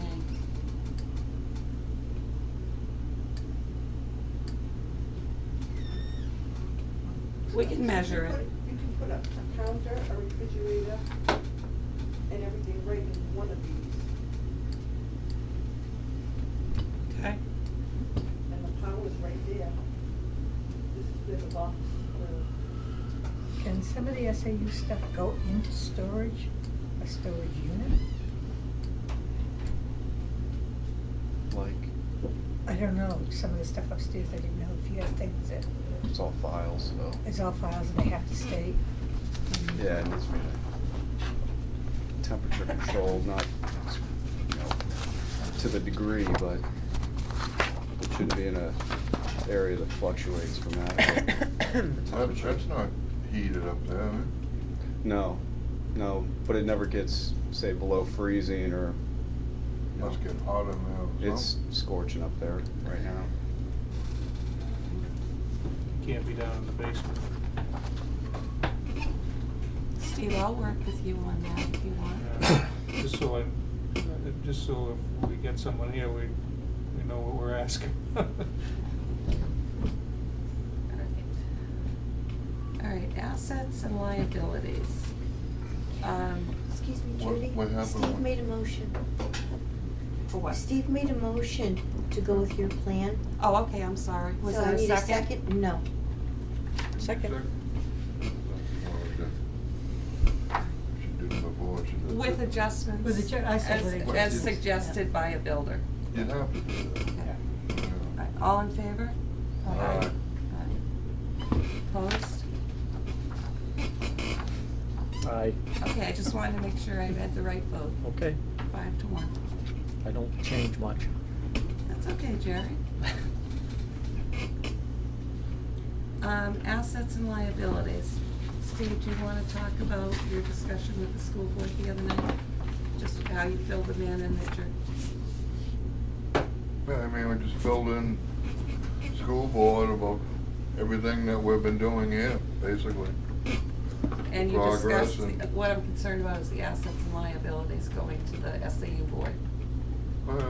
We discussed that, and that we'd probably be looking for 57%. Do an appraisal. We're gonna ask the joint board to, they'll share the cost of the appraisal. And then 57%. Did they seem to agree with the 57% split, or were they interested in paying for any of the appraisal, or what was But it? this is the meeting they're going to. Oh, I thought they had one right after, I No, thought they had this- a joint With meeting right Wakefield. The after. Wakefield Okay. board discussed what they were going to ask the. Oh, okay. Yeah. And that's what, July 29th? If anyone wants to attend that meeting, Next one. And it's here in the modular. yes. Oh, dear. 6 o'clock, Yes. if anyone wants to attend that.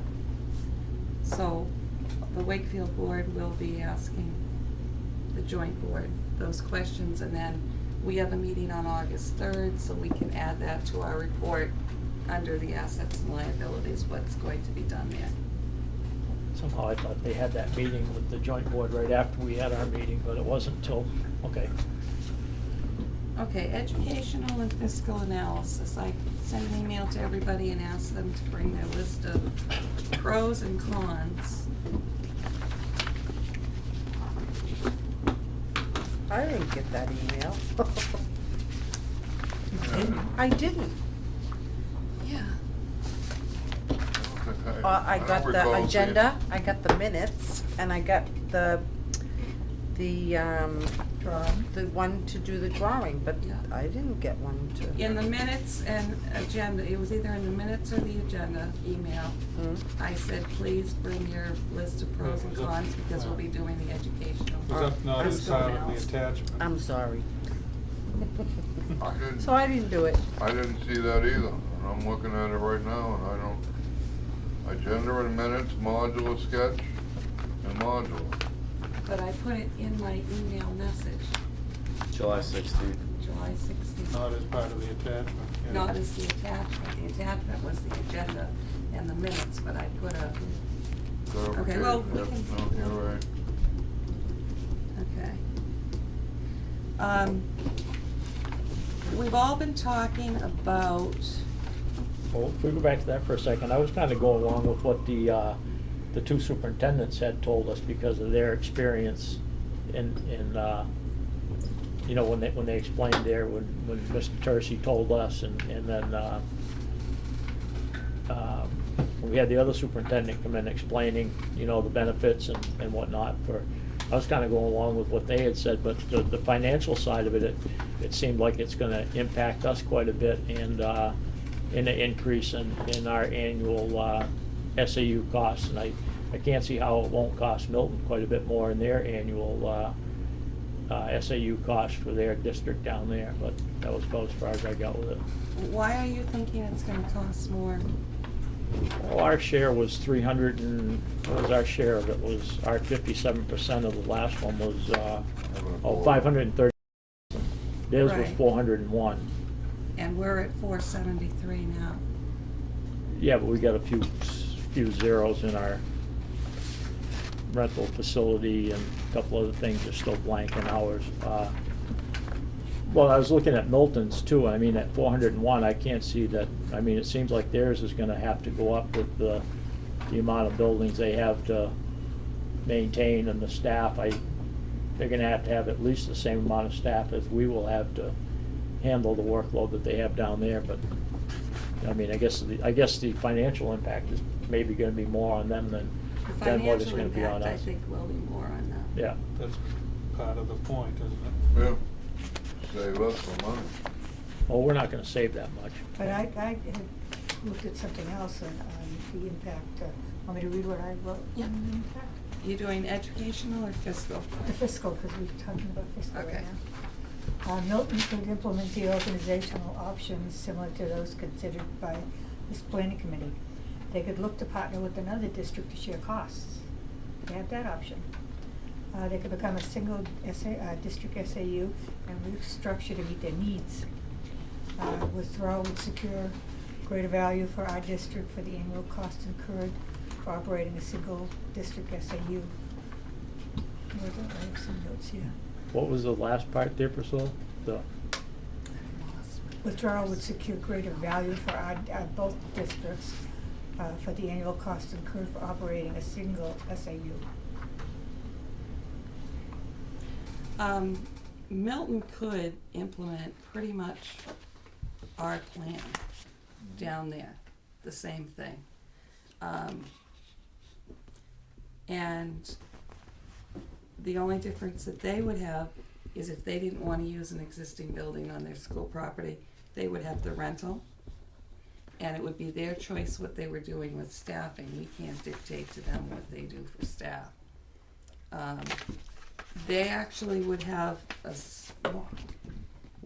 they would have to reduce this budget of ours because they wouldn't have to purchase the ADS system. It would be down there. It's already there for them. So there's some cost savings to them from our budget as well, but there's also some increased cost depending on what they choose to do for staff and location. So the ADS is that it saves them $46,000. Is that almost $47,000 for that? Is that ADS system? That's what that costs? Well, it's 46 and the next year's budget, it was 14, so it'd be $32,000 savings for them. That you would take off that 473. Right, okay. They're having meetings now, Milton is for withdrawal. Have they said anything about what they may think about doing? First meeting was last Wednesday. Did they see any of the stuff that we have? Yeah, I presented them with the budget that's been put together by this committee as Okay. something to work off of. But they haven't said any figures on it at this point. Okay. It was a brief meeting. Okay, I just wondered what their thoughts were as far as, One thing that's been thrown around a lot is that the districts are going in two different directions. And when I was doing my financial pros and cons and the educational pros and cons, I kept saying, okay, so how are we going in two different directions? And I felt that this report, prior to the pros and cons being listed, needed to explain the two different districts and the two different locations. So I just typed this up quick this afternoon. 1, 2, 3, 4. And I was wondering if this is something that should be put prior to the, let's give everyone a chance to read it.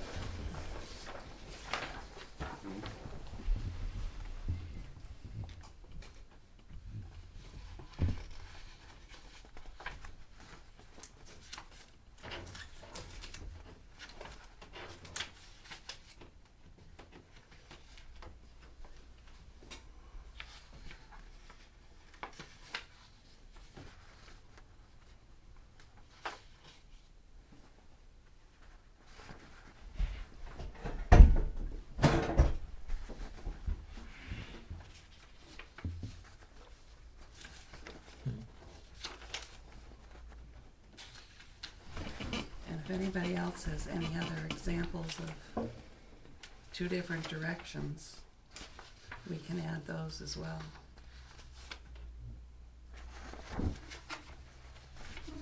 Yeah, that does seem kind of indicate, well, you know, difference of opinions on a lot of stuff. Must put a lot of strain on the SAU trying to juggle two different sets of standards or two different, yeah. Not really, Jerry. Not really. It just seems like more. No.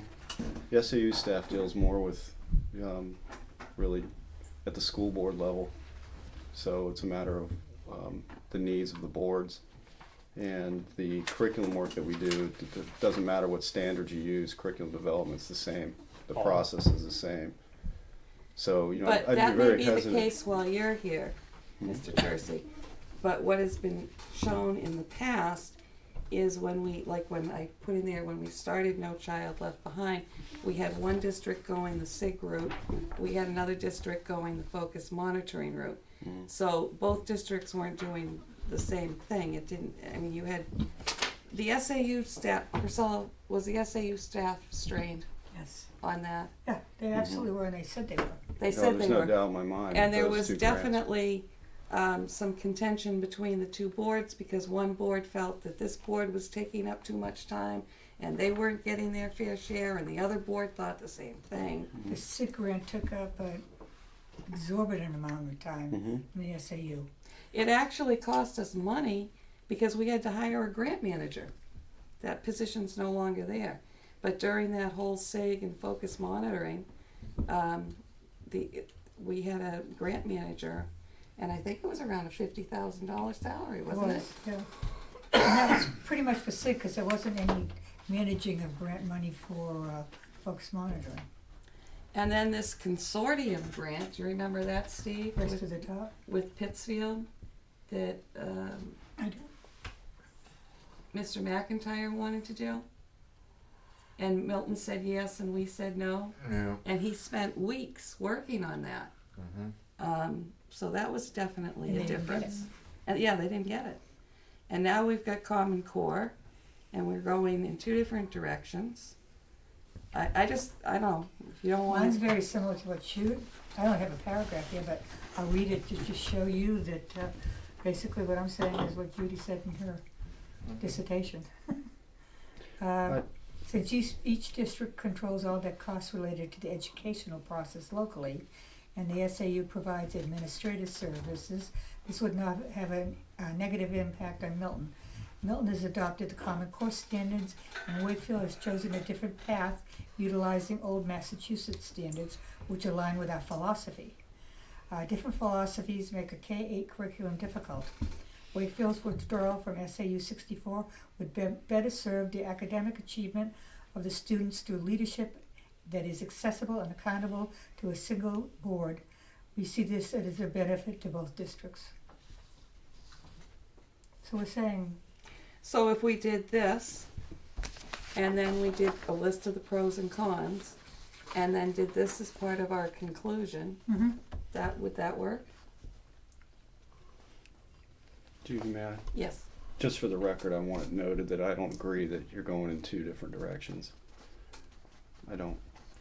We share professional development opportunities, and you know, I feel that both boards are obviously fiscally responsible in the sense that they keep an eye on what monies, you know, both boards do, what monies. We haven't applied for new grants in Milton just because, maybe that's because I'm there and I'm cautious about that, but you know, the districts aren't going in different directions in the sense of instruction and learning. Just because you've adopted different standards doesn't mean that you're going in different directions. So I want that to be known. That's my opinion. I want it in the minutes, please. I think if you ask Milton, you're going to get the same answer. Totally different philosophies, and they're going to tell you Right. that we're going in separate directions. Then I would request that I totally disagree with Superintendent Tercey, and I request that be placed in the minutes, please.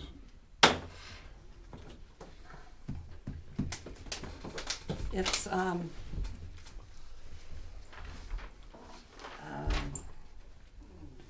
public perception and board perception, and you probably see it differently as an educator. Yeah.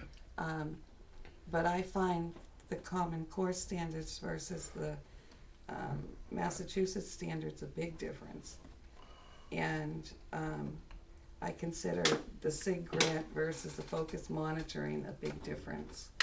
Having sat on the board during that time. Yeah, and maybe that's why we can say that. Yeah. And you weren't here. You weren't part of that.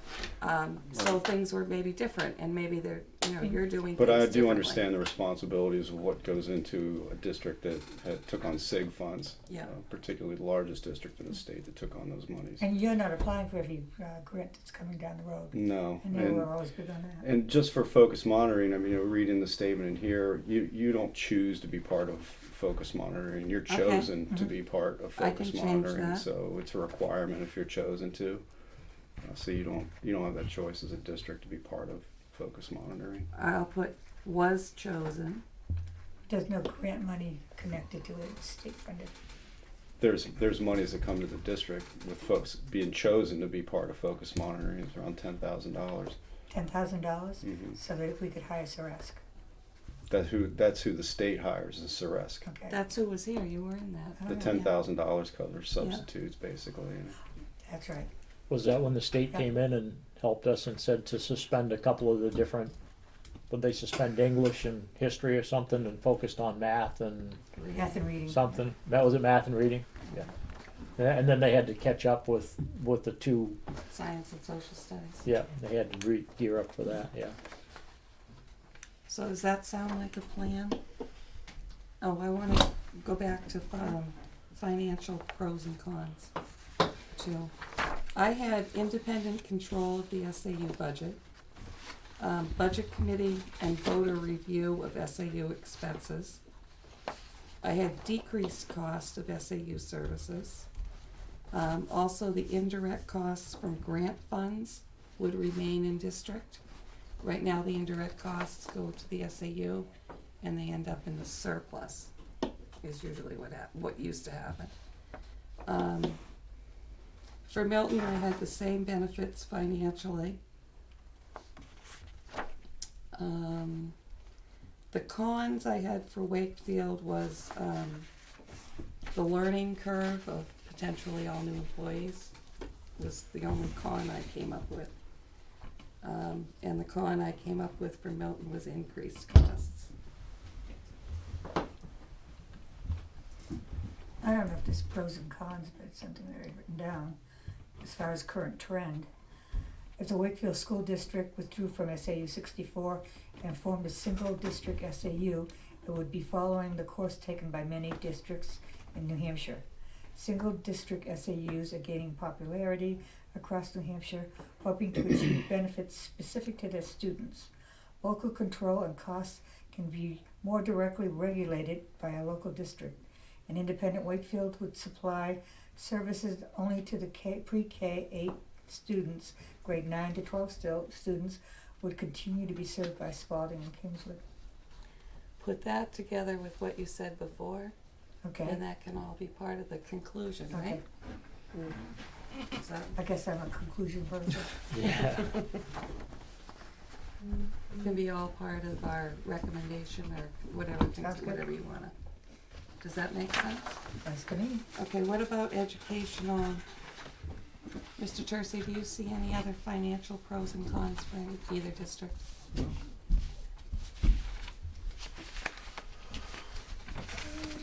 Hey, just as Jerry said, you're gonna see both districts, it's gonna cost, if not equal, but more. I think that's why we have to state the benefits to each district. I don't know if you same as you. Because once you put a facilities cost in here, it should bring you either to what your current apportionment is or over, I would think. At some Well, if point we're at during your time. If we're at 473, and all we need to add to this now is the cost of renovating this building, we're not gonna be up at 525. I'm talking eventually, it depends on what you decide to do for a permanent facility. Oh, okay. Because I'm Well, that's with a Jerry capital- on the fact too, I think you That's should a focus capital on expense. a permanent facility compared to renovating. So if I was a voting member, I would have voted no on that motion, but I'm not. You don't want to have to redo it once you do it. I think I stated that earlier on, that if you're gonna do an SAU building and be committed to having your own SAU, put yourself a permanent facility somewhere, or at least a lease agreement if you don't want to own your own. So there should be costs in there so people understand that there's going to be costs associated at some point. Well, yes, we're gonna put in the report the estimated costs of the building Mhm. and the suggestion of putting it on the parking lot. Right. So it's not gonna be like, oh, you didn't tell us we were gonna build a building. We've gotta be very upfront with that and have it in the report. Yeah. Not so much for the state, but for the taxpayers, because the taxpayers will be looking at this report as well. Yeah, I just think for your year one and your year two, you should show those costs. It shouldn't be a zero figure in there. Even if you're talking renovated in your transition year, you should still show that there's gonna be a cost year one and year two, some cost. Can't be zero in there.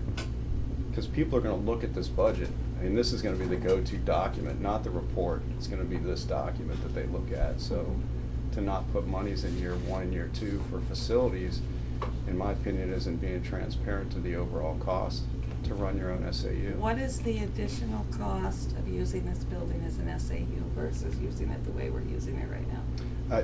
If that's what you continue doing for years down the road, there wouldn't be an additional cost except for your renovation, but the Right. conversation is it's temporary.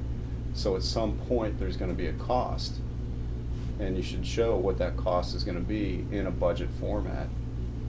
I don't foresee that cost being in year one or year two.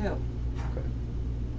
Well, I mean, it'd be like putting a plan together for a business plan or something to present to a bank and then leaving out key Your figures costs. for things that, expenses of having the business and stuff. I mean, I think is the point to, you know, to put forth a comprehensive plan to let people know what it's actually gonna be involved in doing it. You have to have, I mean, it would make sense to have some kind of figure in there for a location for where the SAU office is gonna be. I mean, I'm not quite sure if kicking the can down the road a couple of years is gonna really suffice in your business plan for this is what we're gonna do. We're gonna go in here for a couple of years, and then eventually we're gonna wind up probably spending some money on a building, but we don't know how much it is.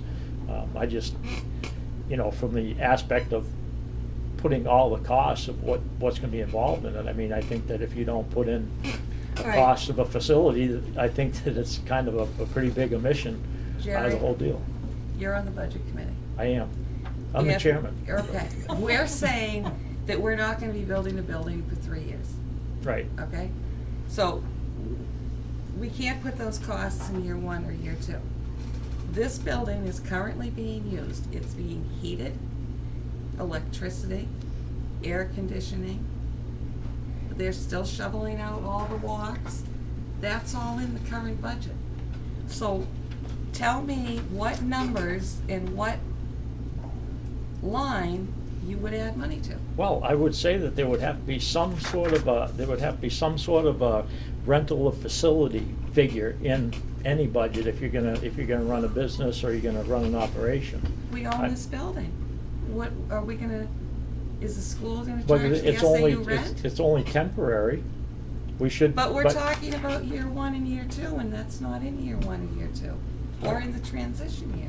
For the overall plan, you should have what the cost is gonna be of the building for the. We're going to in the report, Okay, but we can't put it in the budget, because it's not there yet. It would still be just a recommendation, potentially 3-4 years down the road, and well, okay, But so that if we're gonna get into that discussion, then if we wanna take a look around, looking out the window at the parking lot and looking at the windows on the front of the building. Now, we went to the voters a few years ago in an emergency situation for security and all this. We needed all this money to do these upgrades and replace the windows on the front of the school building. I don't think those have been done yet. So we went to the public with an emergency to do that, and then we went to the public 2 or 3 years ago for the money for the parking lot. Now, I mean, these things don't get done, so now we're gonna go out on another limb and we're gonna say, well, what we're gonna do is we're gonna put this temporary plan together to use this office for free for 2 or 3 years.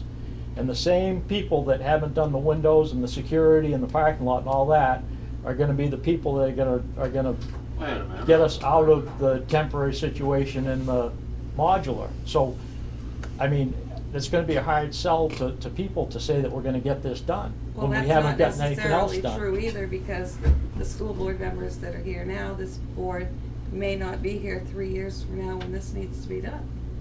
That's right, and the security was done. So the saying that the security wasn't done is not being truthful. I Not thought to that mention the fact that the chairman of the budget committee wants to go out and put up a brand new $175,000 building and put a sheet over it and go, voila, look at this, people. All I hear from the chairman of the budget committee is, let's just keep spending more money. Well, what you're hearing from the chairman of the budget committee is that if we're gonna do something and it's gonna be a cost related to it, and it's gonna be an investment, we should have a plan of what the investment is gonna be and what it's gonna be when it's done. And we should have it set out so that it's gonna get done, so that it doesn't wind up like the 25-year-old public safety building and wind up like the parking lot, and I guess maybe the windows on the front of the school building were done. So I'm not quite sure. We had a lot of money we put in a security fund to do the windows on the front of the building. They weren't done. And we put money in to do the parking lot. Now we're gonna put money in to do this, and looking at track records, we don't have a good track record for getting stuff done. There's not enough money in it to get the parking lot done. You might Mr. want to Jersey. at least show like a year 3 and year 4 what the facilities cost. That's the only point I'm trying to I make. see your point, but I had intentions of putting Steve's estimate and a write-up about the building and an explanation of trying to do that all together in conjunction with the parking lot. I wasn't gonna not include it in the report. Okay, well, I mean, I'm just saying, it's been 2 or 3 years. I don't know if we have a plan of what the parking lot's actually gonna be, and I'm not even sure that the language in the RFP has been all hammered out for the Right, parking lot. and So I that's the mean, school board's issue that they're dealing with. right, but we put our credibility up and say, well, this is, the plan, and this is, This is our recommendation. okay. in 4 or 5 years, if the enrollment drops as much as it has been, the people at the board at that time might decide that they don't need an SAU or, a new building or a parking lot for that matter. What have we lost, 23% already in 4 years? 6.5 in the last 4 years. There was a 15-year period that we had lost 23%. I mean, so it's kind of hard to plan this stuff down. It is changing Well, it would be easier to I mean, plan it if you had a 5-year lease on a building where the SAU was gonna be, or if you had an actual physical building set up where you were gonna have it and where this building was gonna be, and it was a structure, then yeah, there would be a little bit more of a commitment to following through and doing it, as opposed to, well, we'll do this and then temporarily we'll let somebody else, whatever way the wind is blowing, in 2 or 3 years, that's the way it's gonna go. I mean, if that's the plan we wanna put forth, that's fine, that's the plan we'll put forth, but it just seems like it would be a more responsible thing to put something that was more concrete in place, that's all. I'm seeing where you mentioned, look, if somebody looks at this, anybody looks at this, member of the public, and they're looking for the building, they see lease of rental of facility, and there's nothing, so maybe a year, 3 or 4, maybe we should put in here just simply for that. Well, can we put in the report expected costs of an SAU building once it's built? Like heat, electricity, I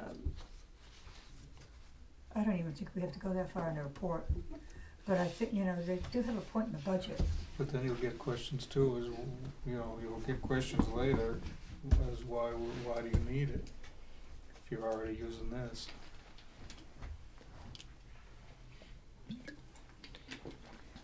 Yeah, I mean, why does this necessarily have to be temporary? Especially with declining populations. I mean, unless you want to, build a Taj Mahal for the chairman of the budget committee.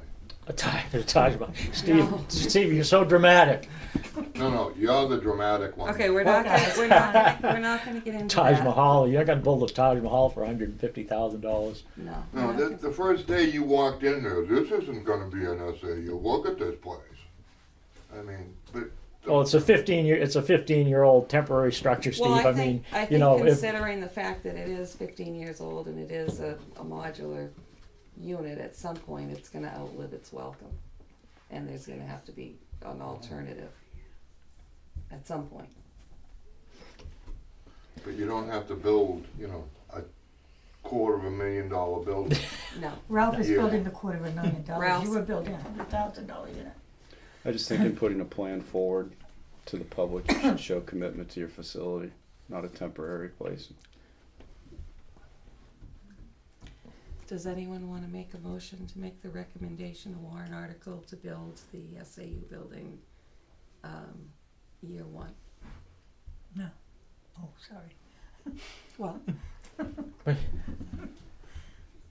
you don't want to make the warrant article language. That was what we were discussing, having that surplus come back and maybe be able to use that to put that toward a building. That was what, Year 1? No. no, to No. start a fund to Yes. build the building. Oh, yes, yeah. yes. Yeah. That's That's you what don't she want to said. do that? Oh, I wanna do that.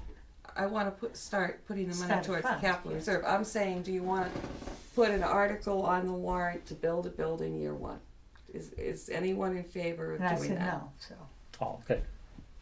I thought you asked if someone was in favor of starting the Are we all in fund. agreement to put into the report to word a warrant article somehow to use the surplus funds from the SAU to start a capital reserve for the future use of an SAU building? I would like, yeah, that would be a good idea. Okay. So we can word the report.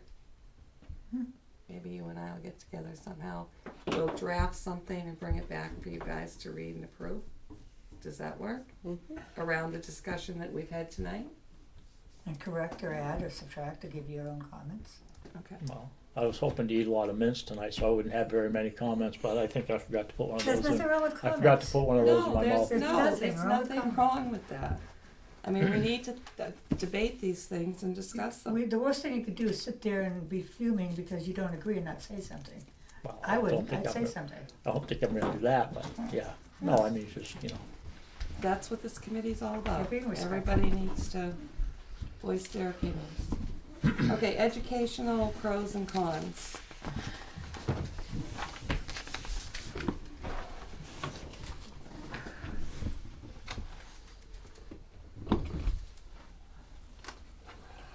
something up for that too? Huh? Did you write something for that? Could we use it? No, did you? Did you? I just have my list of what I Oh. think they are. Yeah, and I gave you my paragraphs. Oh, well, that was part of it. Does anybody have anything I they just want to said add? the SAU offices in Wakefield are easier for parents and everyone, taxpayers, staff to access, rather than Milton. Good. That's a good point. And also that you actually have increased hours for the SAU staff. We're talking about 32 hours for a superintendent directly for Wakefield, and, I don't know how you break it down now, but, probably 20, if you're doing a 40-hour week, or I know you're I doing bet more he's than doing a that. lot more than that. That would be. But even so, Take it, it's right? gonna be, Yeah, and with these meetings, it's probably 60 hours, right? yes. But overall, all the hours will be focused just on Wakefield, so. Yeah, I had concentrate solely on one district's educational and financial needs. We'd have an individual professional development plan. His addition of easy access for the SAU, neither one of us thought of that No. one, so that's a good point. Additional time spent by superintendent in the schools. And I had student services director on site overseeing special ed programs and staff.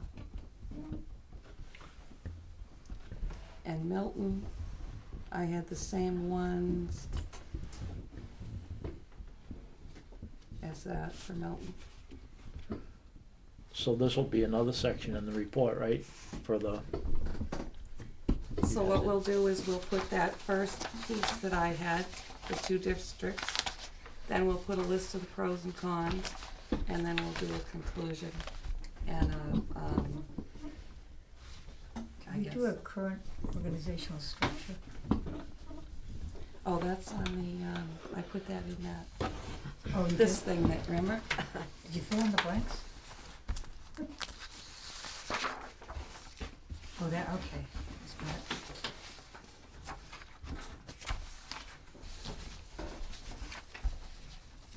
Alright, anything, I have anything else for Mr. Tercey, any pros or cons educationally? I think the only con is that you won't be able to pool your resources, meaning that you have some strong collaboration between your staff in Paul School here and staff in Milton, because it is one SAU, so there's sort of this consolidated effort to share resources and experience and knowledge. That tends to separate when you separate SAUs. Start working in isolation again. Got that? I don't think I wanna start working in isolation. That's just what happens. I become more isolated. Con, okay, so.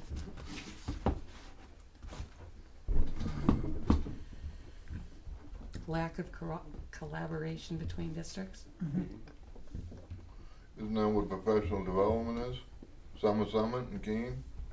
You spend all that money to go out there and collaborate out there. But these teachers, because of Between PD, two- they collaborate Between on a our monthly districts? basis. Yeah, we coordinated our school calendar so that teacher workshop days are the same and early release.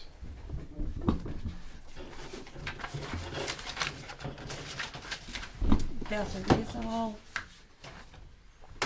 by page or are No. are they put By together? group, I sorted them already. Oh, thank you.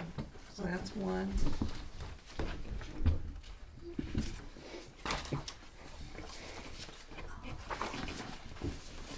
That's that way. I was wondering why this one was so dark, but that's my original. That's Mr. Tercey. I don't know if I have one. Is this 2 copies? or something? No, one. One. running out of ink. Hmm? Did Looks I like miss we a were page? running out of ink.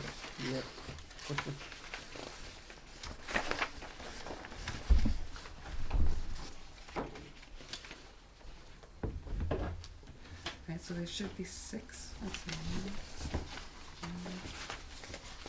2, 3, 4. You should have 6 pages. Does Beth need one? Do you have one? I don't have one. Well, Oops, sorry. All right, so remember last week we talked about, we added the page of the organization of the single district SAU that I had presented. And all we really had in it was probably the middle from the middle section down. It's one of the major things that the state's looking for. So I thought about it and I wanted to see if you guys liked the idea of adding, starting at the bottom where it says the superintendent will be the executive officer of the first page, and including on the second page, right from the Code of Administrative Rules, the duties of the school superintendent. On the next 2 pages, actually next 3 pages. And then I wrote a short blurb about the financial manager, the student services director, the administrative assistant, the bookkeeper, the facilities manager, We got 3 pages there, so. and the transportation manager. Because it's asking, Mine are I kept different. getting stuck on the word, what they meant by control. Because in the What RSA, pages are you missing? Excuse me. What pages are you missing? I got 3 pages that are the same. Oh, gee. can you give Jerry yours? Authority. And responsibility. So he's got 3 copies of page 2. That's Jerry, page take 2. this. Just Oh. ignore that mess. Take that one. Oh, okay. Sorry about that. That's okay. So maybe you can all read this over the next week or so and add to it, please. If you see something, add to it. What I did was I put the major responsibilities of the people, like the financial manager and the bookkeeper and that type of stuff. And at the end, I did put the detailed job descriptions will be developed during the transition period.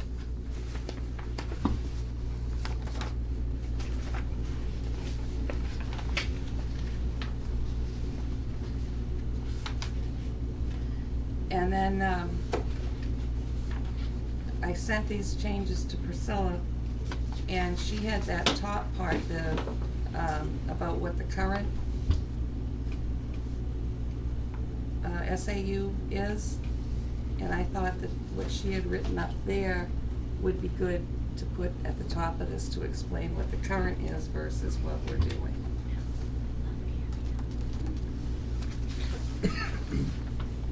That. So the next couple of weeks, if you can look at that, make changes, additions. Mr. Tracy looks like he has something to say. Go ahead. I think Yell at me. no, thank you. I'm not a Say, yeller. Jody. I think one of the things that the ed rules around superintendent duties doesn't ever state is that all other duties as directed by the school board. It doesn't fit any of these. So, just a comment. Do you want that added? No, because you're sticking directly with the ED rules. Well, I did put here, under the laws of the state of New Hampshire, the New Hampshire Code of Administrative Rules, and policies of the Wakefield School District, and will report directly to the Wakefield School Board. Mhm. And that's the last line on that first page. Yes. Oh, okay.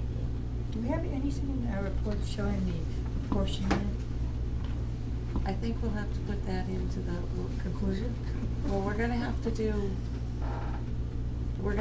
a section that has the current SAU budget, the projected SAU budget, the current apportionments. Yeah, we're gonna have to do that. And you have to do it for both towns. Yep. So this goes under. That'll be part of the fiscal analysis, Fiscal analysis. right? I shouldn't say you have to do it, we have to do it. I send her paragraphs because I think of things. Actually, I thought of something in the middle of the night. I got up and wrote it down because I knew in the morning I would remember it. Okay, overview of the district. Ralph's not here. He didn't send anything to us. don't know what you wanna do about that. Does somebody else wanna do the overview?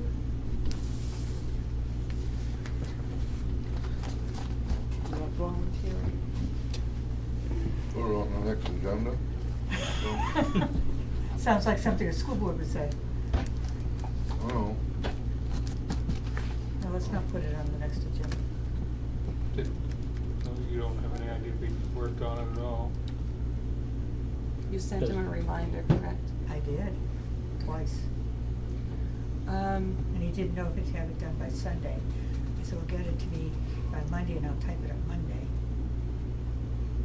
And that's why How I do you, didn't. I think the reason I asked him if he'd do that was because he was going on and on at the last meeting about what it should include. Okay, let Can me we, type that up. can we get it off of that I'll and type add that to up. it?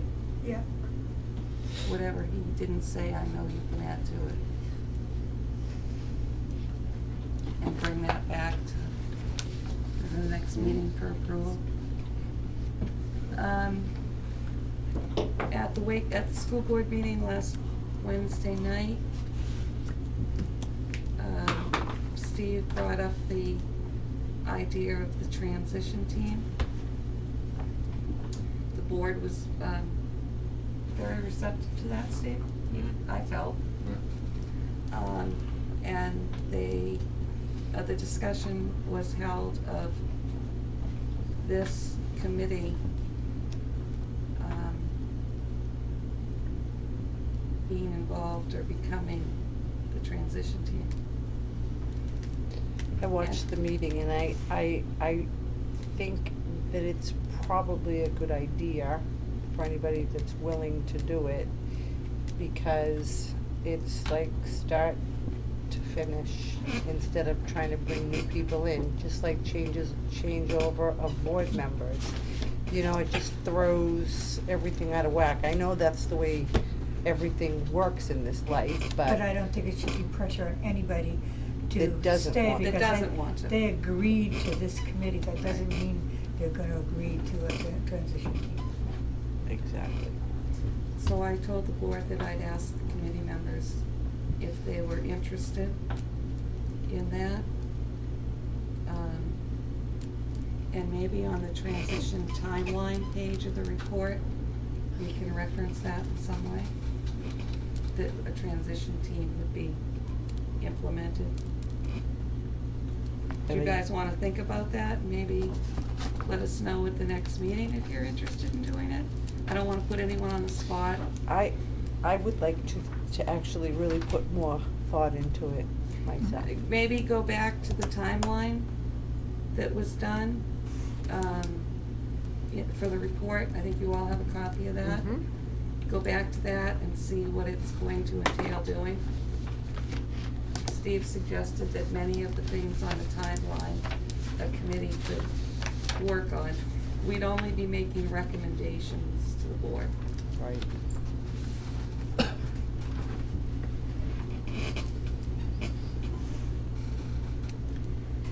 Okay, we have the August 3rd meeting and the August 17th.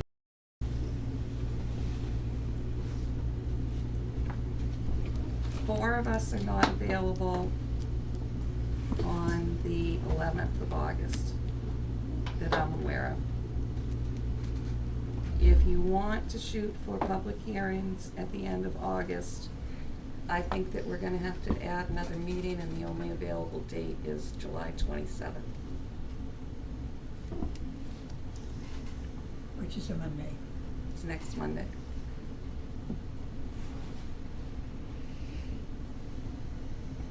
I better probably start typing this up. That works for me, I'm fine, I have no event next Monday. man, welfare, conservation. Priorities, whichever you think is a priority. What are you talking, 27th of July. Next I'm Monday. not available Next on the Monday, 27th. right. You're not I'm available? pretty much booked until I have our 2 regular scheduled meetings. Other than that, my the schedule in the evening is booked into August.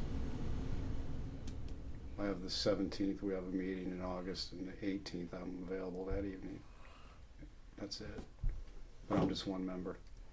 Where we've got to have the public hearings 15 days prior to submitting them to the state.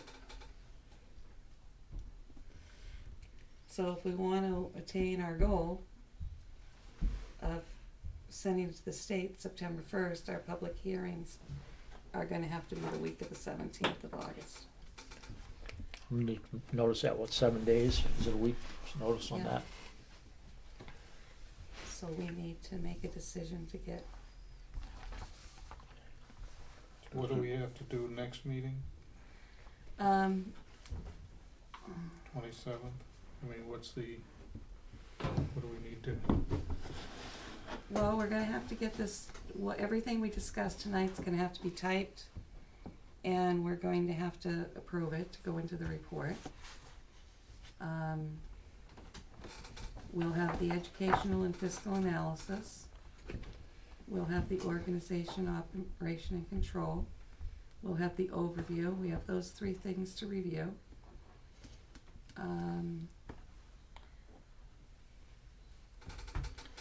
I will. We have to vote.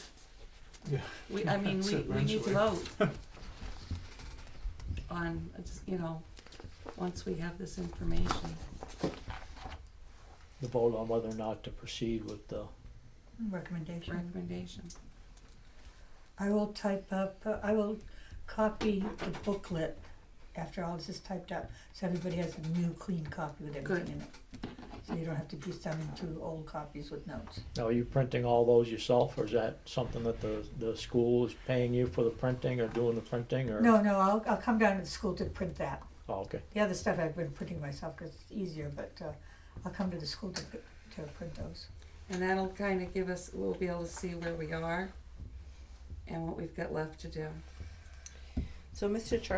Tracy has to be present for us to have a meeting? No, No. I don't vote, so Okay. not a Is requirement. there anything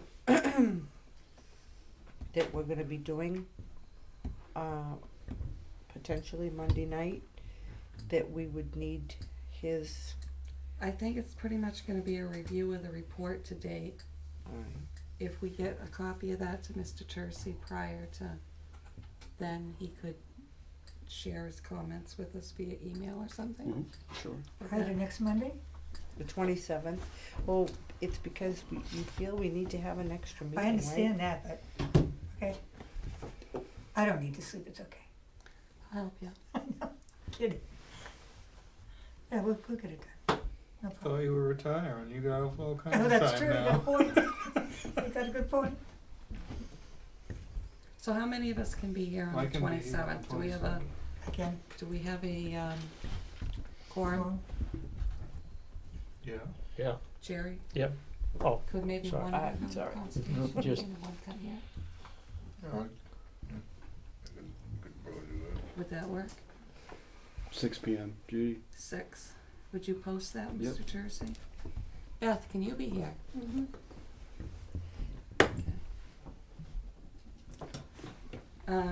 Maybe after next week when we all look at the report, where it is to date, that we could maybe decide if we're ready for public hearings and set those dates. do you want me to email you guys the report? would you? Yeah. That might be Prior to- easier, then you don't have to print it all I'll out. print it off anyway, so we can change things, but I can send it to you prior to the meeting, so you can look it over Good before idea. we sit here. Yeah, But that's, then we all can print it out ourselves, and you don't have to do the printing. Well, I do it at the school, so that's not a problem. so that's taxpayer money that's like The board gave us permission to do this, so. 10 cents a page? What They did haven't you- charged me No, yet. they're not charging us. We're doing it at the school, not the SAU. Someone's paying for it. Well, it's not costing them 10 cents a page.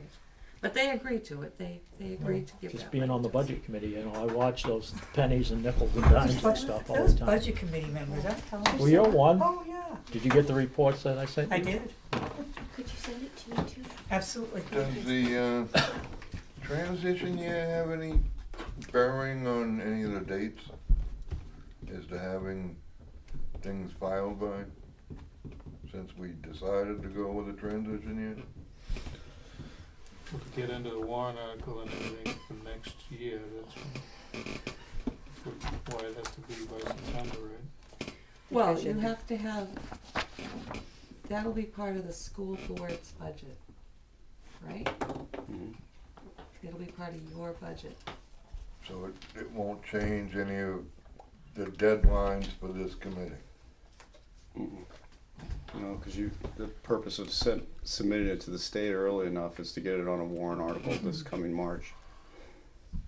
I was just thinking whether that had any impact on deadlines, that we had to have things filed by. We wanted to leave time to, in case they send it back, we Right. needed an opportunity to, Respond.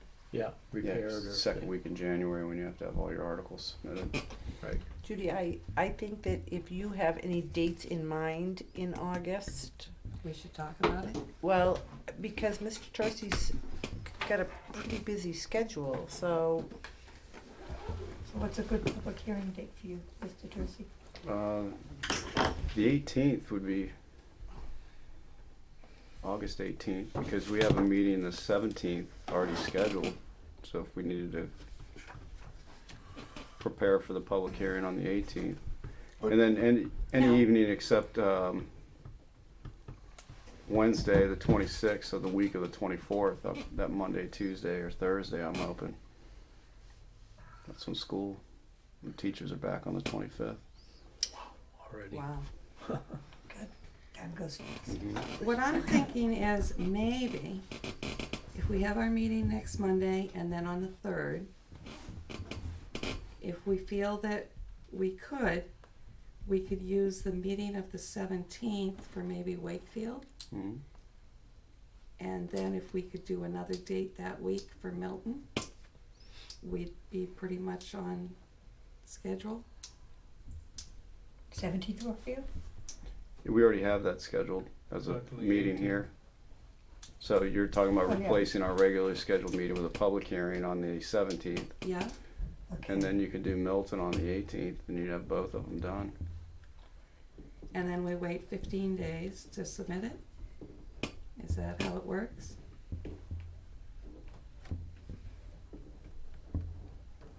Think so.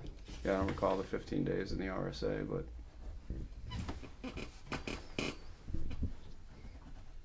It says we have to have public hearings 15 days prior to submitting it to the state. so 18. So that looks like it would be around the 1st of September. Mhm.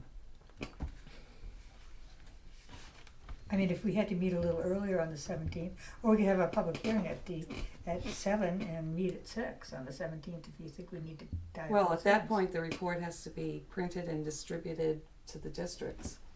So there's That's nothing we right. can change at Yeah. that point. So that's why I'm saying we'd have to finish up on the 3rd. Oh,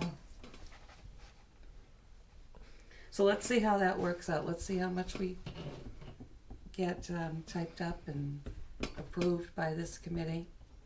We'll do a complete review of what we've got to date next Monday night. when do you have to put that in the paper? Posting for public hearing Yeah.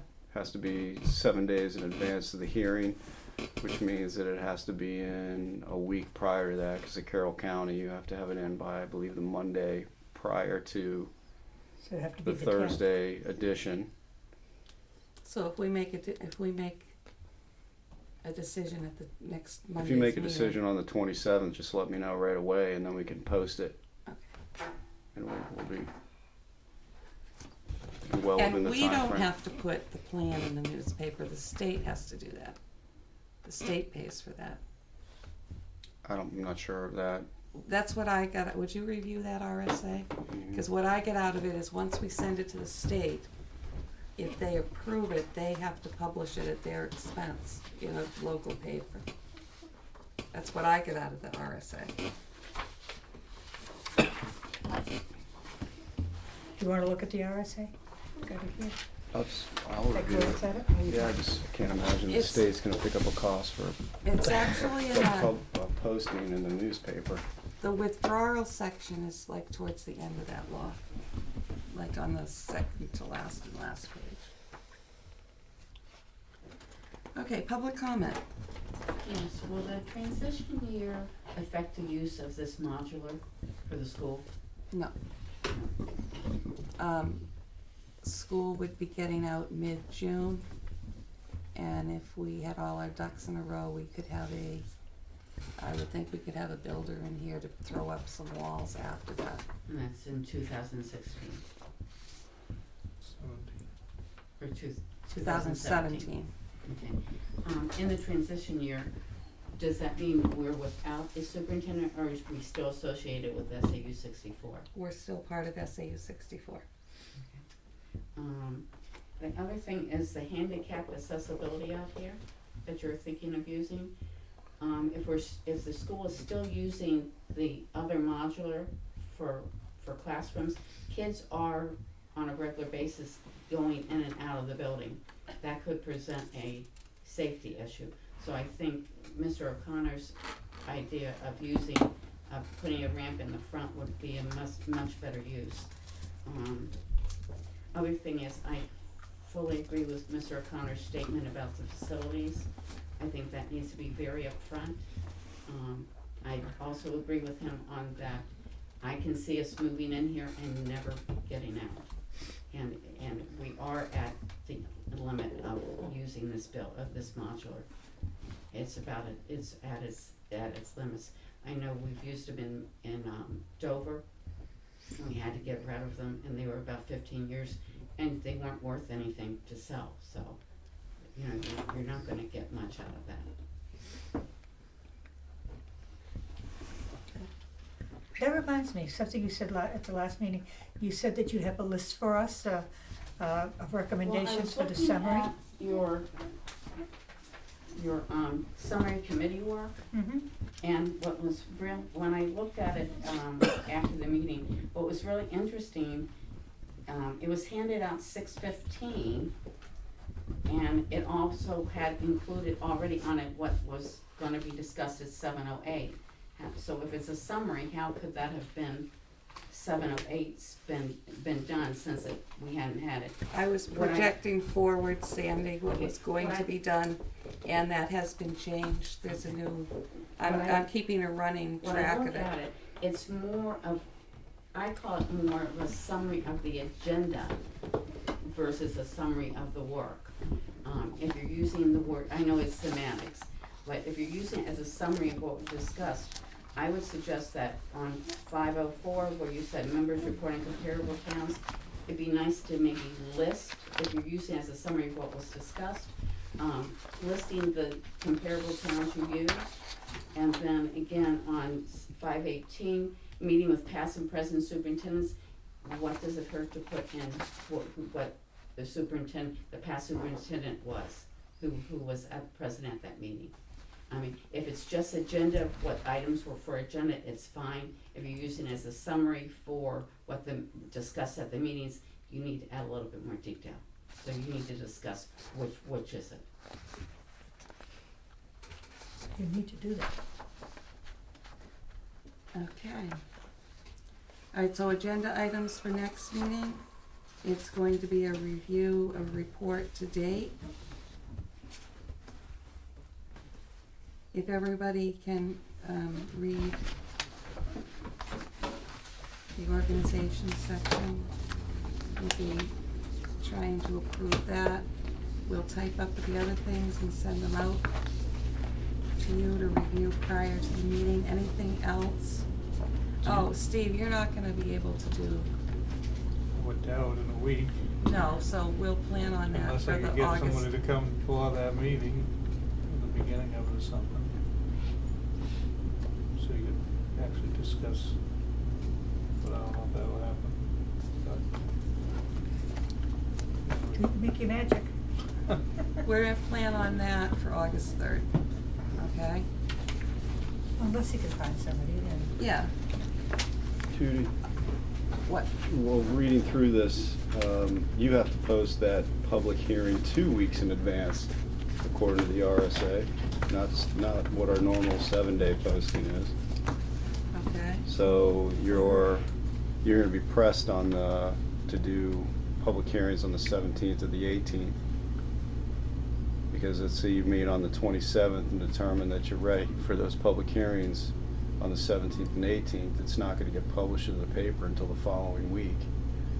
So you're gonna, to be safe, to get it in there 2 weeks in advance, you're looking at the week of the 24th of your public hearings. And are you available those 2 days, the 24th and 25th? Yes. But actually, it doesn't necessarily have to go into the Carroll County Independent, correct? No, it doesn't. Go into the Fosters, right? And be Yeah. covered. Foster's is daily, so, but Carroll County's it's the most widely read paper in the area, so It's the paper of record for the town. yeah, you're Yes. gonna wanna have it in the Carroll County. So do it the 24th and 25th and keep our meeting on the 17th. Will we still be able to make it, have it submitted by the 1st? Oh, No. that might, that'll throw that Did you back. get to the part about the 15 days? I didn't see the 15 days, but it does say that the state would pick up the cost for the posting. State board shall cause the approved plan to be published once at the expense of the state in media of general availability and usage within the proposed school administrative unit.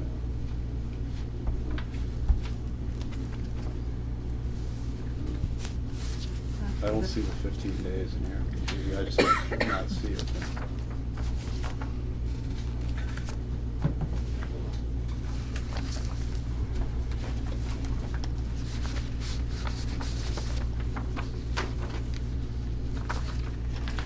Do you think that, how's the board, committee feel about setting those dates now? Do you feel that we can accomplish finishing this in the next 2 Mondays? If we set them now and we don't, we'll just have to set another date somewhere in between to do the, Yeah, but if you're paying the money to have it posted in the paper, then yeah, we definitely have to make sure No, we we'd have meet. to have another Have meeting another meeting amongst ourselves. between the to make 3rd and that date. 17th. If we see that we're not gonna make it after next Monday, we'd have to schedule, Another meeting. yeah, to make sure that we, if we decide to post it, that's all. You're committed. Mhm. yeah. I think it's more you guys up to it. You're doing all the typing.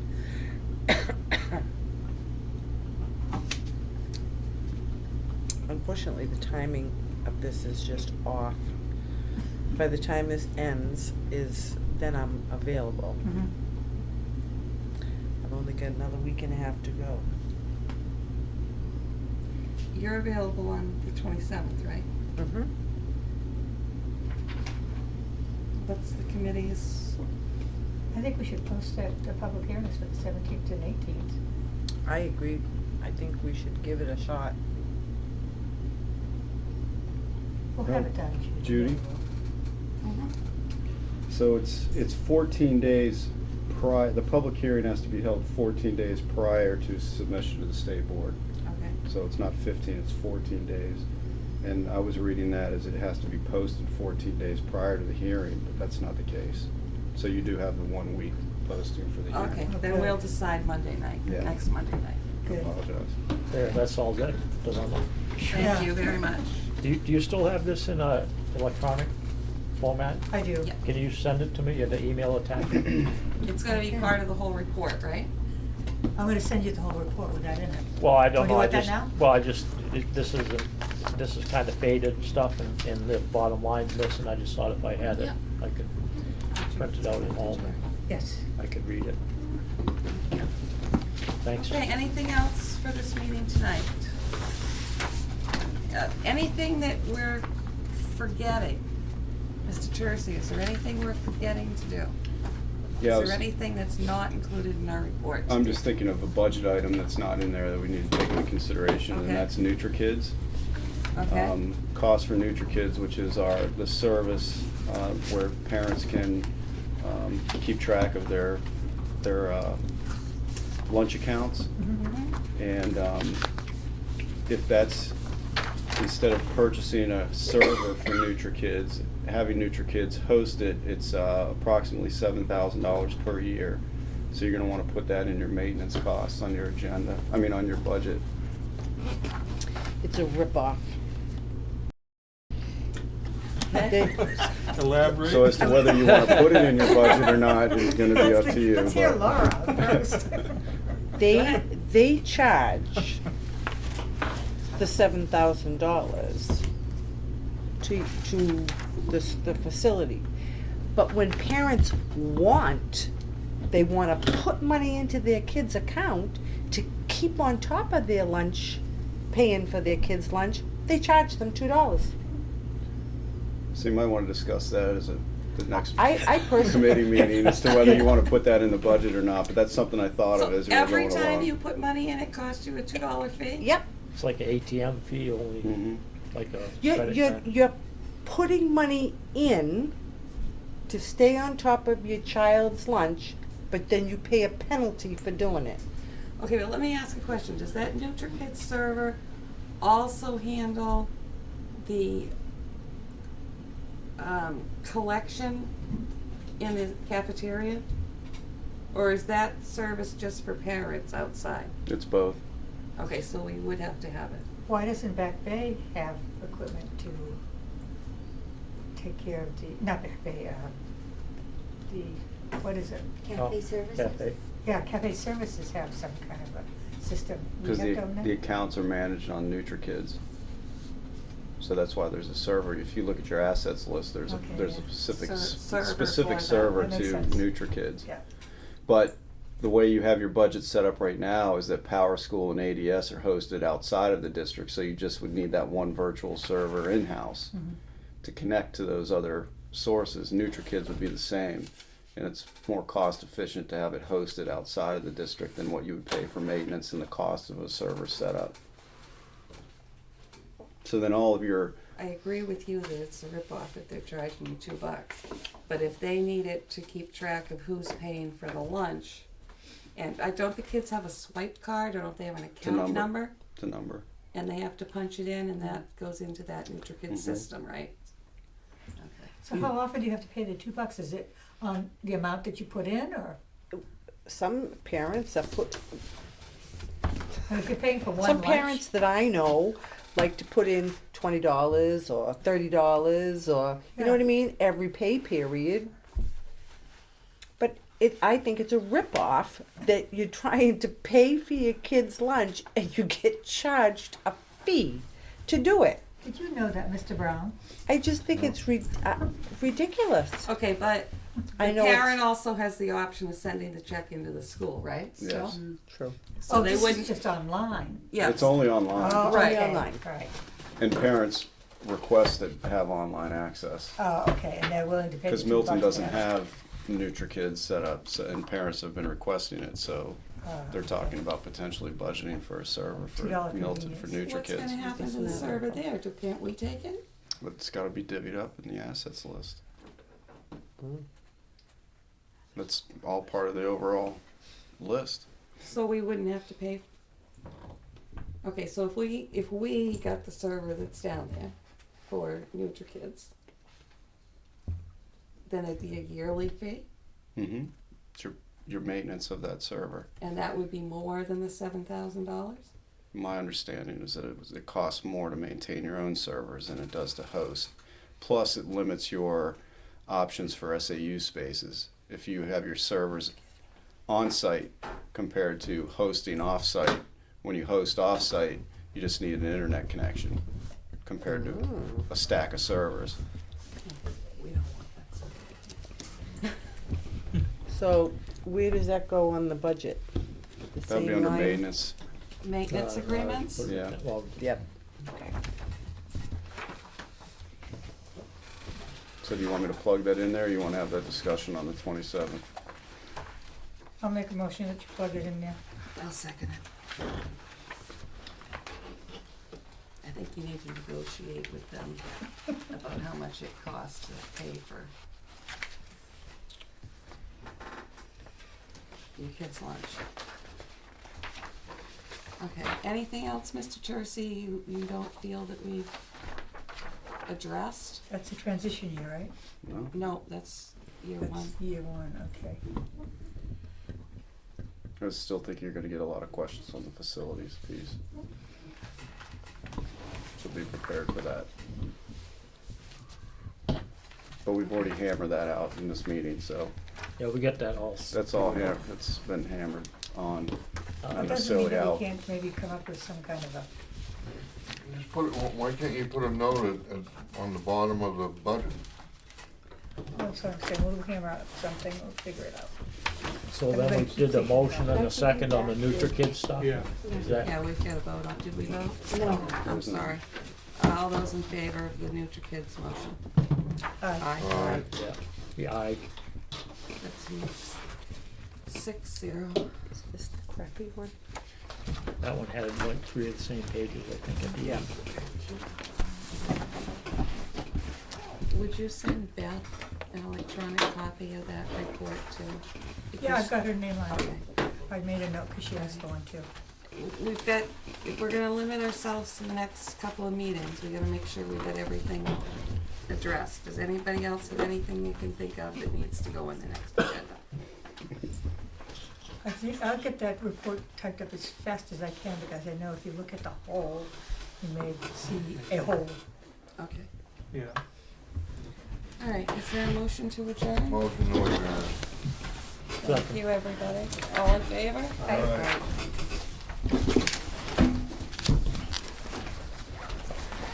On that,